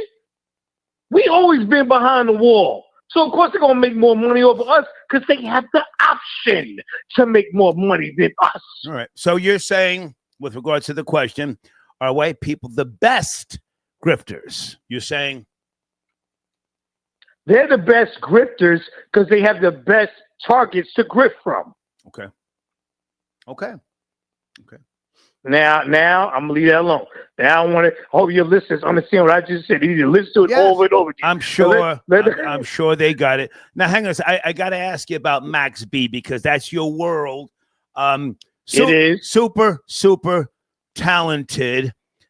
Is his tank on empty, or is he going to come back and get a second shot? And will the Wavy Crockett wave continue? Well, this is very emotional for me because he's connected to one of my best friends that passed away, Stack Bundles. And Stack Bundles rapped about me in one of his rap songs on a mixtape. And your listeners could look it up on a Clue mixtape. He says, lad in the air, one's up. So he's the only rapper to ever mention me in a song. Okay. But with Max B's from East Side like me. He's from 1199. And I just hope, that he comes up with some good music. He's a good artist, but I don't know if his type of rap can work in this era of rap. Like he's that 2010, 2015 era. I don't know if that type of hip hop will work with these new guys. And then again, Puppy's in jail and French Montana got to deal with him. So I don't know, I guess his best thing is get on features and see if he could pop off like that. But I don't know if this generation, they probably don't even know who he is, and I don't know if they'll accept him. Okay. You know what I mean? Because they don't know who he is. He's been in jail, you said, for what, 16 years? 16. Yeah, and he was in a bowling video. He may have wrote the song, but he wasn't on the track. Okay. So I don't know how that type of rap will affect the new generation. See, people always forget that these new young listeners like NBA Youngboy and all these other Drake and all that, they not worried about him. So I don't know how that's going to work. Can I jump in, Aladdin? Can I jump in? Yeah. We just saw the Billboard charts announce that for the first time since early 90s, there have been no rap songs in the Billboard Hot 100 or the top 40. So if you ask me, that's a sign that rap music has just become redundant, lost its luster, if you will. If Max B is talented enough, he may find a totally new lane. And with the assistance of social media, he might give, starting in New York, a shot in the arm and become successful again. I can't imagine within that amount of time that he has just been sitting around. He doesn't look like he's gotten, super big just sitting around eating. So he might be, might still have it. I'm trying to be objective. What do you think? Go ahead and land your plane. I think that honestly, he's from 1199. Cameron is partially from 1199. I use the word partially. Okay. I think he needs to connect with Cameron, but Cameron don't care about rap, or try to get on the Cardi B song. Okay. Maybe they could do some Bring New York Back, Bronx Harlem stuff. I'm just being realistic about the whole situation. You know what I'm saying? Because you gotta remember, you have to adapt to this new audience. You know what I mean? So I don't, I wish the best. He's from my town. I'm from the East Side. I'm from Spanish Harlem. He's from the East Side. I wish him the best. Okay. But I think his best bet is go with Cam or Cardi B. And let me just ask you one thing before I lay my plane. Go ahead. How much you want for that? Oh, I want to ask you this. Can Gooch get me a plaque? I need a plaque for Fabulous album I worked on. I don't know if he does that for Kenny. And number two, the album with platinum, I want my plaque. Okay. And number two, how much you want for that Stone Temple Pilot album, and which album is the plaque for that you selling? Let's you and I talk behind the scenes. The Stone Temple Pilots, platinum plaque. Somebody else is in the running for it, and I'm going to be like, just downsizing, getting rid of stuff in anticipation for moving back to New York. But send me an email. I'll definitely talk to you about it. Oh, so you have several people that want that black? Well, somebody who's very dear to me asked about it because they heard me talking about it like you. So let's talk behind the scenes. I just email you, right? Yeah, salute. Yeah, appreciate you, man. All right, quiet. He said, yeah. Aladdin, thank you, man. Thank you. Okay. Area code 812, sit tight. I want to continue the conversation. Let me put something on the table here also with regards to Max B. It's just something to consider. Max B, again, has social media at his fingertips now. And, you know, innovators don't need to necessarily connect to the audience. Innovators can plow. They can plow in similar fashion to Nick Fuentes. They can plow. And people can become aware of what you're doing. They can take notice and they can find merit. So I'm just, to be fair, Max B may have the cannon loaded right now. The cannon might be loaded. He may have years of new material or material that he is now going to get into the studio, you know, and then churn it out. You know, Jim Jones has gotten better with time. Would you not agree? Did Jim Jones take Max B's formula and flip it like a flapjack on Sunday morning? Jim has gotten better with time. Hang on a second. Some black social media influencers are a case study. Okay.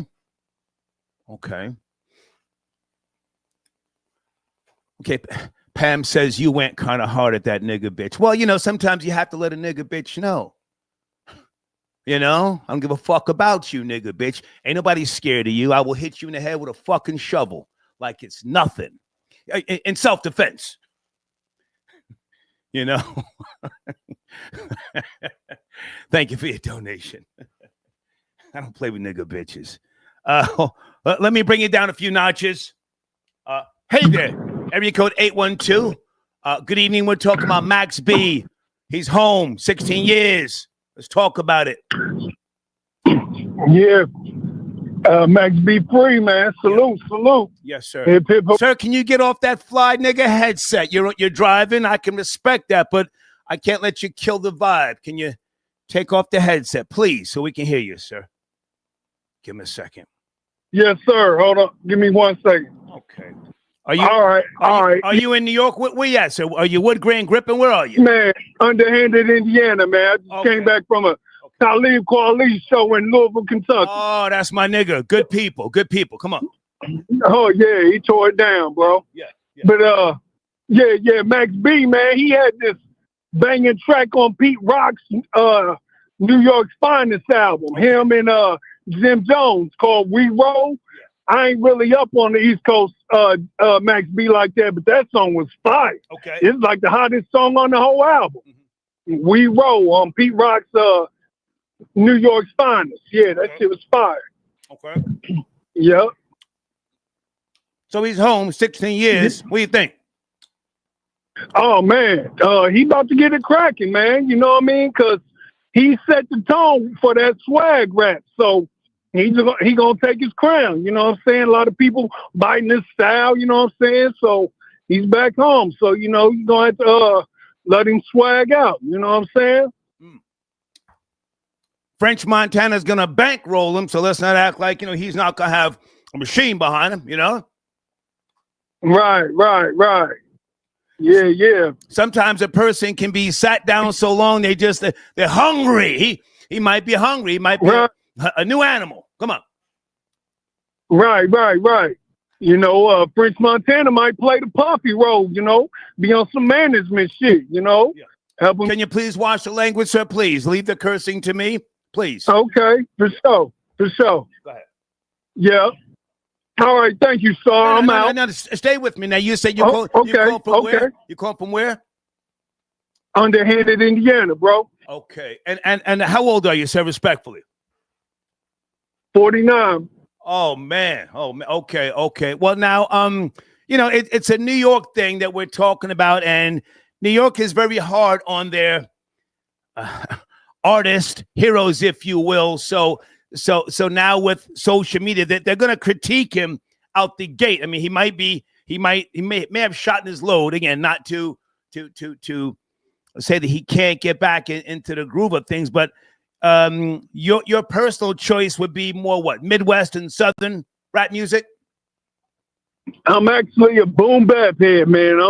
I'm basically an East Coast head, but I'm more lyrical. I'm on that lyrical rap. Talib Kweli, you know, dropping knowledge type rap. You know what I mean? Okay. Yeah. So you're not riding around right now, you know, you're not riding around with a Bobby Brown Joe with a cute nigga bitch in the passenger seat. That ain't you. Hell no. Never that.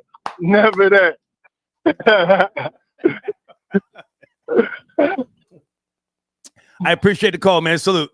All right, salute. Okay. Who is this? Bruh man says, Star think some of them cute. Who, sir? Who you talking about? Nigga bitches? Yeah, we got some cute nigga bitches, but you can't tell her she's cute. Can't tell her she's cute. If anything, you have to look at her and sometimes you have to say, the fuck is that smell? Just to bring her down a few pegs. Area code 778. The show has gone off the rails. Are you there? Yeah, we still here, Start. I'm drunk. I'm so drunk for the wave. I might sniff something tonight, yo. I'm really off one tonight. I haven't sniffed nothing in years, but I just called my mommy to come over right now. I'm about to sniff something. We got the Jew telling on himself. Pay attention. In the world. Yosef, hang on. Listen to me, Yosef.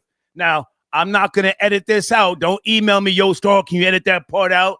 You're calling from Canada. Ah, man, I got a union job. I ain't worried about none of that. Ow. Come on. Yo, man, well, listen, man. The wave is home. And we got to go find Jerry Saluti, that bum-ass lawyer that represented him. Jerry Saluti is the whole reason Max even went to jail. That bum-ass lawyer that he tried to get his master's, his payment. He's now a yoga teacher. He's a yoga teacher. Well, hang on a second. I don't want to focus on the lawyer. Max is home. Now, you're up in Canada. You're celebrating. Tell us when you became a Max B, Stack Bundles, Bird Gang, Dipset fan. Yosef, please. I think when I was 7 years old, I think I was like between 7 or 9 years old. I found a Killer Season CD. Okay. Yeah, I found Cameron's Killer Season, and then from then I would just like go to the library and I would just like spend hours looking this stuff up, burning music, and that's basically how it went. And then when I go see my family out in Toronto, out on the East Coast where the influence was way bigger, I just kind of went off that. And yeah, Stack. Are you yourself a rapper, Yosef, or have you ever made beats? How far? Yeah, I used to make beats. I could freestyle and do all that, but I just fix cars now, man. I'm cooling. But yeah, I love music, man. I love music. My father grew up in Motown. He used to tell me he was the only white dude at the jazz club, you know, Port Huron, Michigan, and everything way back in the day. You know, like it's good, man. Max B's home. I'm gonna sniff something. And I'm going to have a mommy come over tonight in honor that the boss Dawn is home. There's a lot of haters. Listen, I want to say this from the bottom of my heart. I'm on some positive things right now. From the bottom of my heart, I don't understand why black people love kicking each other down. You got a white boy in Canada going crazy right now for the wave. And there's grown men hating on this dude. Like, this dude is home. He could take care of his family and everything. It's the wave, man. Y'all not loopy, y'all not wavy. You don't get down like with us. You never pushed a 7 Series Beamer with some fine girl sitting next to you. You never done that. That's why you hate, bro. That's why y'all hating on the Vel, man. Listen, in high school, we got the Jew sticking his nose in black business. Come on, Yosef, talk that talk. Come on. Yeah, that's what I'm talking about. I'm gonna talk that talk. We get loopy, we get wavy. Listen, I'm like the Jewish Bigavel. You know what I'm saying? Like, I really get it. I grow my little hair out. I got my yarmulke on top of the waves. You know, I be talking that fly shit. When I was out in New York, man, I need you to watch the language, Joseph. I know you're grooving. Just watch the language. Yeah, I'm grooving, and I'm moving. Yeah, my bad, Star. My bad, sir. Let me pay some respect. Well, hang on, before you go, Joseph. Before you go, when's the last? Oh, I'm here. I can talk for hours. I'm off one. No, I'm shutting this down soon. When's the last? When's the last time you had yourself a piece of black snatch? Last time. 2 nights ago. Really? Yeah, this beautiful girl from Sudan came over. She had that like Mercedes S-Class on her hips. And when she went down on me, I almost just wanted. No, don't be too graphic. Hang on, don't be too graphic.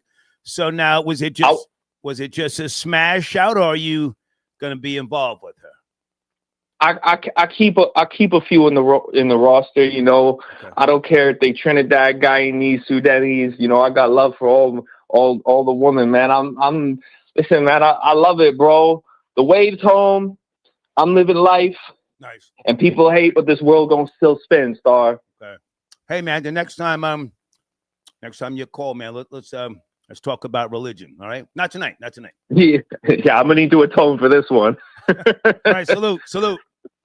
Shalom. Okay, shalom. Joseph tapping him. Are we done, guys? What's going on? More callers?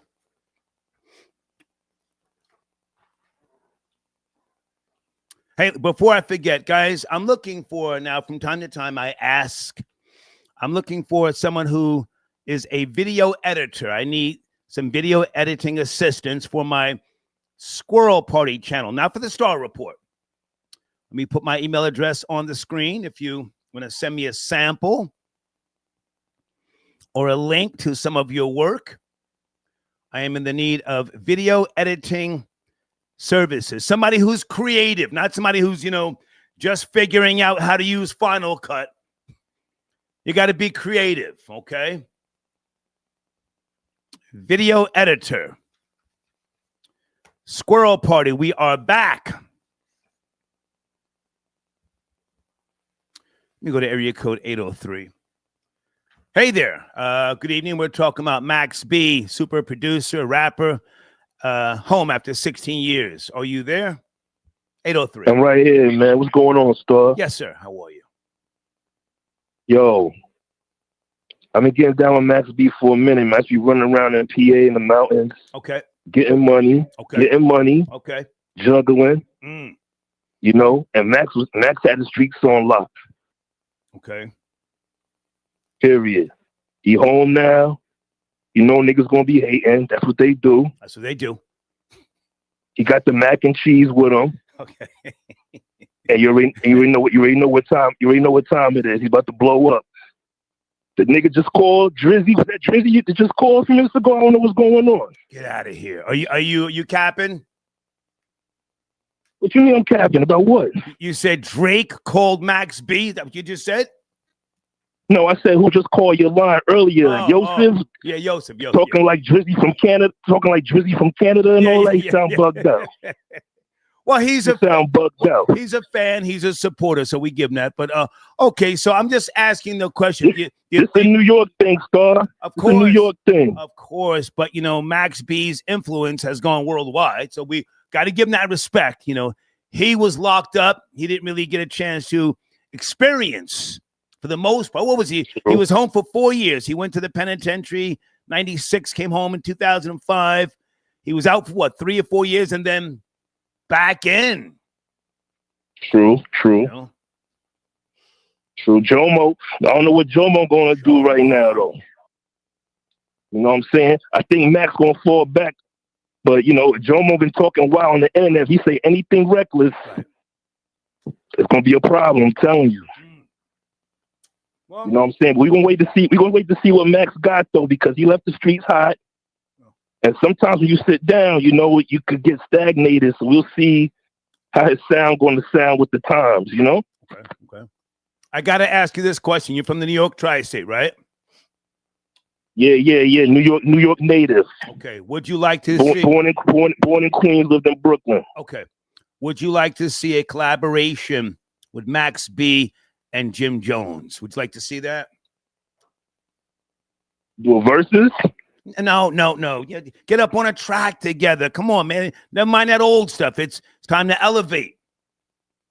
Yo, I keep it real with you, Star. The MOB mixtape they made was crazy with Stack Bundles. Rest in peace, Stack. Mel Murder. You know what I'm saying? But sir, I'm talking about now. With all due respect, the past is the past. Would you like to see Max B and Jim Jones in 2025 do a track together? That's the question, sir. That's a tough question, so I ain't gonna lie. I would. A side of me would, but the side of me... Can I answer for you? Answer. Can I answer for you? Go. Yeah, absolutely. With all due respect, you New York born and raised, right? No, not raised, natives. You were born in New York, but where were you raised? I lived all over. Oh, okay. So you claim New York, but where'd you go to high school? I went to high school, Pennsylvania. Oh, so you where? Bartonsville? Where'd you go to high school? the Poconos. Monroe County? Where'd you go to middle school? You said you was born in Queens. I was born in Queens, Jamaica, Queens, General Hospital. Okay. And you moved to PA what? When you were 6 years old? You raised your PA nigga, man. Yeah, I moved to PA as a teenager. Okay. I went to GAR. Went to GAR High School. Okay. Well, go ahead and land your plane. I thought I was talking to a New York nigga. Go ahead, land your plane. Go ahead. What happened? Go ahead, land your plane. I want to hear your final. Oh yeah. So basically, I'm gonna land the plane. So basically, Max is home. Yeah. We happy for. We gotta wait to see what he do before we can make any judgment. Really, you know what I'm saying? He looking good. You know what I mean? He's sounding all right. So we just got to see what happened. That's it. We got to see what kind of music he put out. What movie gonna make? All right. Salute. I appreciate the call. For all due respect, Star, man. Salute. Yes, you know what I mean? I've been messing with you since the back pages of the Source magazine and all that. Thank you, sir. Nobody cares. Thank you, sir. Thank you. Area code 954. Good evening. Are you there? 954. Yes, I'm here. EDK. How are you, sir? So, I'm originally from Brooklyn, New York. Sir, are you on some type of Puerto Rican headset? We don't do speakerphones. It's late in the show. Come on, don't kill the vibe. What are we doing? I'll put my earbuds on for you. Hold on. Sorry. Yeah, I'm just I'm gonna put them on right now. Can you hear me? Tu hablas español? There we go. Tu hablas español? Can you hear me, sir? I asked you a question, sir. Do you speak Spanish? Who am I speaking to? You're speaking to EDK, John Weiss. The question is, do you speak Spanish? Come on, you're killing the fucking vibe. No? No. Okay. When's the last time you beat on your bitch? Keep it real. Never. Okay, thank you. Good night. I want to talk to a real nigga. How do we go into regulating these bitches? What happened? What are we doing? Is it Miriam's fucking donation that got me going in this direction? Bitch talking about her sons are looking for me to split my head to the white meat because she was selling pussy back in the days. I didn't make her sell pussy. Sheesh. Then somehow we started talking about nothing ass nigga bitches.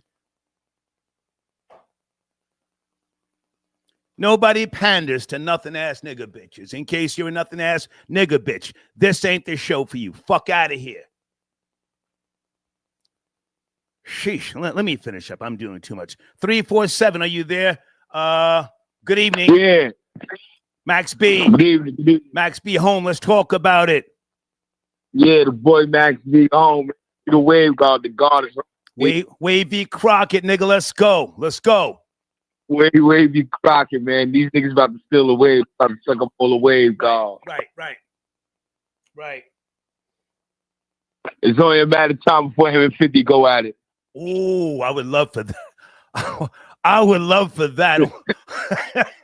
Awesome. It's gonna be hard for niggas. On some New York shit. I would love. Not any tension there. Did I miss something? Any tension? I don't think it's tension, but it's definitely gonna be something with a Max being 50 on it in the next 90 days. Believe it or not. I can see it. Okay. Yeah. Yo, what's up, man? Why y'all taking my man Sebastian Telfair out, man? He good in the hood, man. Well, hang on a second. So I'm so glad you brought that up. Did you see the video I played earlier? He's back in the mermaid houses in Coney Island. Yeah, but like I think that's an illusion because Sebastian Telfair ain't give up all that money, man. $20 million is a lot to give away, man. Okay, so you're saying that's not really where he's living. I don't think he's living there. I think they decorated that apartment to make it appear like he lives there. Hell, I was on MTV and they used to No. He definitely lived there. Listen, I'm from Coney Island. The third floor is his mother apartment. Easy, don't start snitching. What are you doing? Easy. The fuck are you doing? Dropping locations. What are you doing? Take it easy. All right. So you're saying I thought they knew. You're saying he's really there? No, he really did because his mother died and his brother died during COVID, so he moved back from Florida back to the projects. He moved up here. R.I.P. Well, he's in a real shitty apartment. You saw the grease all over the stove and I think you gotta remember though, he grew up in those apartments. So like his mother and his brother never gave away the apartments. He's been in them apartments for 30 years. He's trying to move back to the apartments.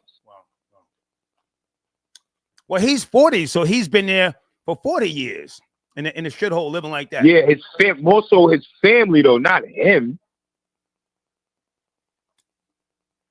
Stay with me. So all the money that he got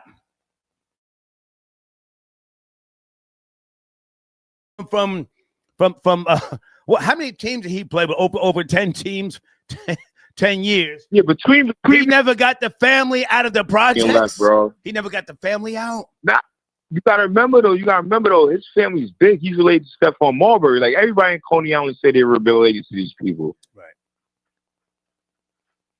Okay. Now, are you born and raised in Coney Island? I used to go down there a lot. I used to go down there and yeah. I mean, yeah, I was born and raised in Coney Island, but I don't live out there no more. But like, I know these guys. Do they still have the batting cage? We used to go down there in the 80s, coked up, and you used to be in the batting cage. Remember that shit? Oh no. Yeah.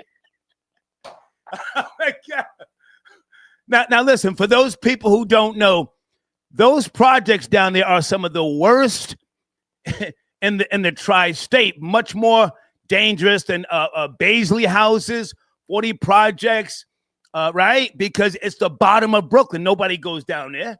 Right or wrong? Right. Yeah. The only thing to go down there for is the old bullshit, the Cyclone. Is that still working? The old roller coaster? But I ain't gonna lie, between me and you though, he definitely looking bad though. Looking bad. Nigga look crazy, man. All right, well, yeah, he look crazy.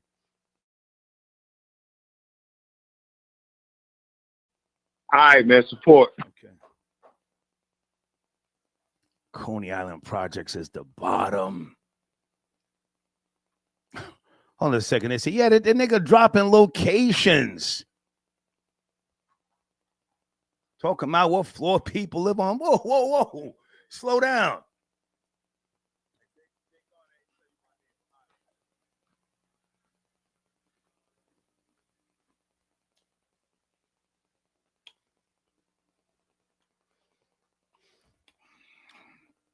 Area code 706, you're my last, pardon me, 716, you're my last caller. Did we speak yet? 716? Yes, sir, we did. 716 in the building. What's up? We spoke earlier? No, not today. Okay. No, previously. Where do you want to start? What do you want? We're talking about nothing ass. We're talking about nothing ass nigga bitches. That's the topic now. Okay. Where do we go? Okay, I was just gonna say how disgusting that goddamn stove was, but besides that, oh my god, yeah. I mean, does he not? You know, if you don't mind, Star, does he not know what cleaning solution looks like? Can he not afford some Febreze in that thing, or what? I mean, just a why little. doesn't he get a nigga bitch from the second floor to come upstairs and clean the stove, clean the stove for a fucking couple of crack rocks? I mean, pay a woman $10, give her a jum, and let her get to work. You know, let her knock that off real quick. You know, clean the house, you bitch. Well, all right, Joe, you gotta watch the language. Leave the cursing to me. Hey, man, my apologies. Before we go, Max B is home. God. 16 years. Does he still have it in a, or is the tank on empty? Please. I want to see. You know, I'm not a fan of Jim Jones. I want to see Jim Jones, a wonton, get knocked out of his soup bowl. Respectfully. Does he have what it takes? Yeah, he's the legend in Harlem. He's the best to ever do it in this era from 2000 to 2025, sir. Yes, sir. Okay. He's a legend. Put some respect on his name, Star. I appreciate the call. Salute. God bless. God bless you too. There is no God, but God bless. God bless.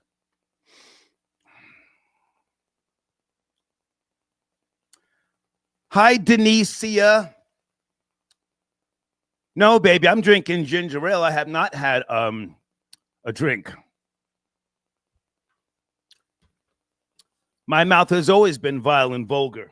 It's just, that's who I am. I try not to go in that direction, but if you push the button, hey. But thank you for your donation, darling. Peace. Is this the man who I've been needing to talk to? The Most High. Peace, God. Peace, man. You are my last caller. Let's take our time. Where do you want to start? The Most High. So salute to Max B for coming home. Finally, I think he shaved about 59 years off of his sentence, something like that. So salute to him for coming home. I definitely think that there's a possibility that he could still be relevant in some way, no matter what. Now, Jim Jones is still in the spotlight. He and Jim Jones is always going to be synonymous with one another, no matter what. Right. I'm not promoting any type of animosity or whatever, but I did feel like Max B was a better artist than Jim Jones when he was home. Jim Jones, outside of balling, didn't put out the mixtape catalog that Max B had put out prior to him getting locked up, and all the ghostwriting Max B might have did or writing that he got credit for, definitely at that period of time, mid-2000s into before he got locked up in 2009, I think that cemented him as, I guess, the new wave, you know, for lack of a better term, pardon the pun. So I think he could actually do something. If the music is good, Star, people are going to gravitate towards the music. That's what it's really all about. And he could also stay relevant just based upon interviews of him coming home, podcasts and things of that nature. He might start his own podcast, but the mere fact that, you know, him and Jim Jones are synonymous with one another and Jim Jones stays in the algorithm, he could be relevant just based upon that. There's always going to be a connection there, whether they reconcile the differences or keep the beef going. Pause. So let's see what happens. But salute to him for sure. Can I jump in? Yes, sir. As you know, I hate that term relevant. Fuck today's generation. Bullshit ass rap music. Hip hop was a beautiful thing. Rap music was essential at one point in time. I think Max B, I think he may have what it still takes to be a factor. Never mind relevant. Nobody wants to be relevant to these goofies today. And the 85%, as you know, they are goofies, the deaf, the dumb, and the blind. I think he may have what it takes behind the scenes. I don't know if even at his age he still wants to be, you know, the guy in the front, but I think he may still have what it takes if he gets focused. I do want to say this. I've said this before. He's a likable guy, and charisma, and that still shines through. Even though, you know, his fronts and his bottom row's all fucked up. He's still got charisma, so I think there's a chance. Go ahead. So also too, I forgot to add this on too. So when he was on his mixtape run and his feature run and all that before he got locked up, that whole rap, sing-songy, R&B type vibe, he had that on lock. When New York wasn't even really listening, New York wasn't really plugged into the South and what they were doing to the extent that they are now. So the way that it's not the drill, I don't even know what to call it right now, but whatever hip hop is now with dudes basically singing, he wasn't even singing on auto-tune for the most part. And he was getting away with harmonizing and spitting his bars. He was clever and witty as all get out. And, definitely he had the charisma to win people over. And he was going up against who at the time was one of the biggest groups or cliques or whatever, if not the biggest clique, which was either Berging, Dipset, whatever the case is. So long story short, salute to Max B, man. I think he actually could do something if the music is good enough. He was always creative enough. Okay. Hey, man, I got to ask you before you go. The Jets won today. They beat the Browns, yes? They did, man. I'm surprised, man. 2 wins in a row, actually. Not that you have to chime in. I'm so at this point, I'm just disgusted. What is this thing with Stephen A. Smith and the Cowboys? It's goofy to me. What is with the cowboy hat and the cigar? Why is he trolling the Cowboys? I don't get it. Well, no matter what, I don't know if we can, I was listening to the show earlier. I don't know if we could still consider the Cowboys America's team anymore. And in all honesty, I think Tom Brady and the Patriots, when they were going on their run, had taken over the America's team almost by default. The Patriots, the Patriot Act, when they started first winning their going on their run and winning Super Bowls or whatever, it was in the early 2000s. So long story short, I think there is really no America's team anymore, and maybe the Cowboys can reclaim that if they ever started winning again. Now, they made a trade with the Jets and got Quinnen Williams, which has definitely helped their defense. And hopefully, well, I don't want to say hopefully. I don't really care what they do, but I think they hope that it'll help solidify their defense and make them a better team, obviously. And Quinnen Williams is definitely one of the best defensive linemen in the NFL. Forget the fact that he was on the Jets. He was kind of carrying the Jets defense for a long time when he was the best player on the defensive end. But what I'm going to say is, the Cowboys have been sizzle and no steak for years. Jerry Jones been popping a whole lot of mess for almost about 30 years. And remember, whatever type of animosity him and Jimmy Johnson had, he played himself, because even though Barry Switzer was able to win a Super Bowl, he won a Super Bowl with the team that Jimmy Johnson put together and coached. So those were a team. That was a team of veterans who were already, playoff and Super Bowl tested. They were hungry to win. They coexisted with each other, and he was able to be a part of the Cowboys winning in the mid '90s. Again, him and Jerry Jones had some type of animosity, and after Barry Switzer won in '90, hang on the most high. Can I jump in? Can I jump in? Yes, sir. Yes, sir. Deeds just sent me a text message. Deeds says Stephen A. Smith high school ex-girlfriend was a Cowboys fan who broke his heart, which he says contributed to his dislike for the team. So he's a bozo. This is the first I'm hearing about it. Thank you, Deeds. Guys, let me put Deeds' Cash App information on the screen. Deeds always with the research. So this could be some sucker shit. And what you said has merit to it about the decline of the Cowboys. And I want to disagree with you with regards to the Patriots becoming America's favorite team. No, the Patriots have always been hated. Always been. Now, people in Massachusetts love them, but never liked nationwide. Oh, no. Yeah, but Tom Brady. But see, the thing is, the Patriots was super supreme garbage for years. They went to that one Super Bowl in 1985 against the Bears, and the Bears trounced them. That's when Tony Eason was the quarterback, right? So they got smashed by the Super Bowl shuffle Bears, and they didn't do nothing. They were examples of mediocrity for mad years. Now, what I'm saying is they sold the hell out of Tom Brady. The idea of him, I'm telling you, like I said, football is nothing but, a microcosm of war strategies and terminologies and whatever the case is. So they definitely built a whole new superstar for everybody to focus on during that time period. Again, from the Patriot Act, ironically enough, whether it was scripted or not, we can't even say that that's far-fetched anymore.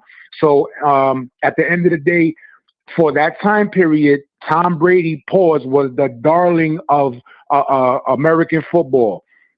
No ifs, ands, or buts about it. Then when he got with Gisele Bündchen, they were able to do the same thing that they did with they're doing with Travis Kelce and Taylor Swift. So, a lot of this doesn't always have to do with just the on-field play.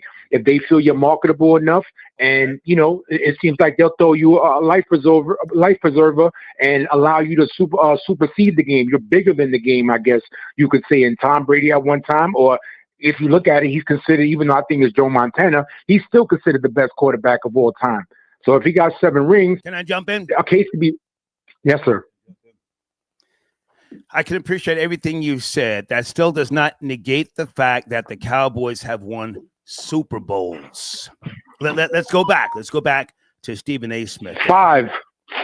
Okay, yeah, I'm sorry. So me personally, there's always talk of the Cowboys, and to your point, there's still a aura that the sports media still projects around the Cowboys.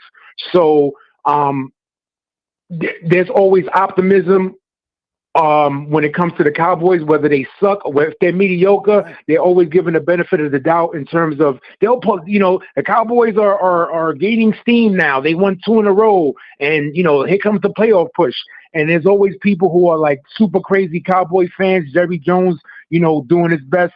My team is ready to do whatever. We're gonna have a great bang out season and all. But at least they have won Super Bowls. That's my point.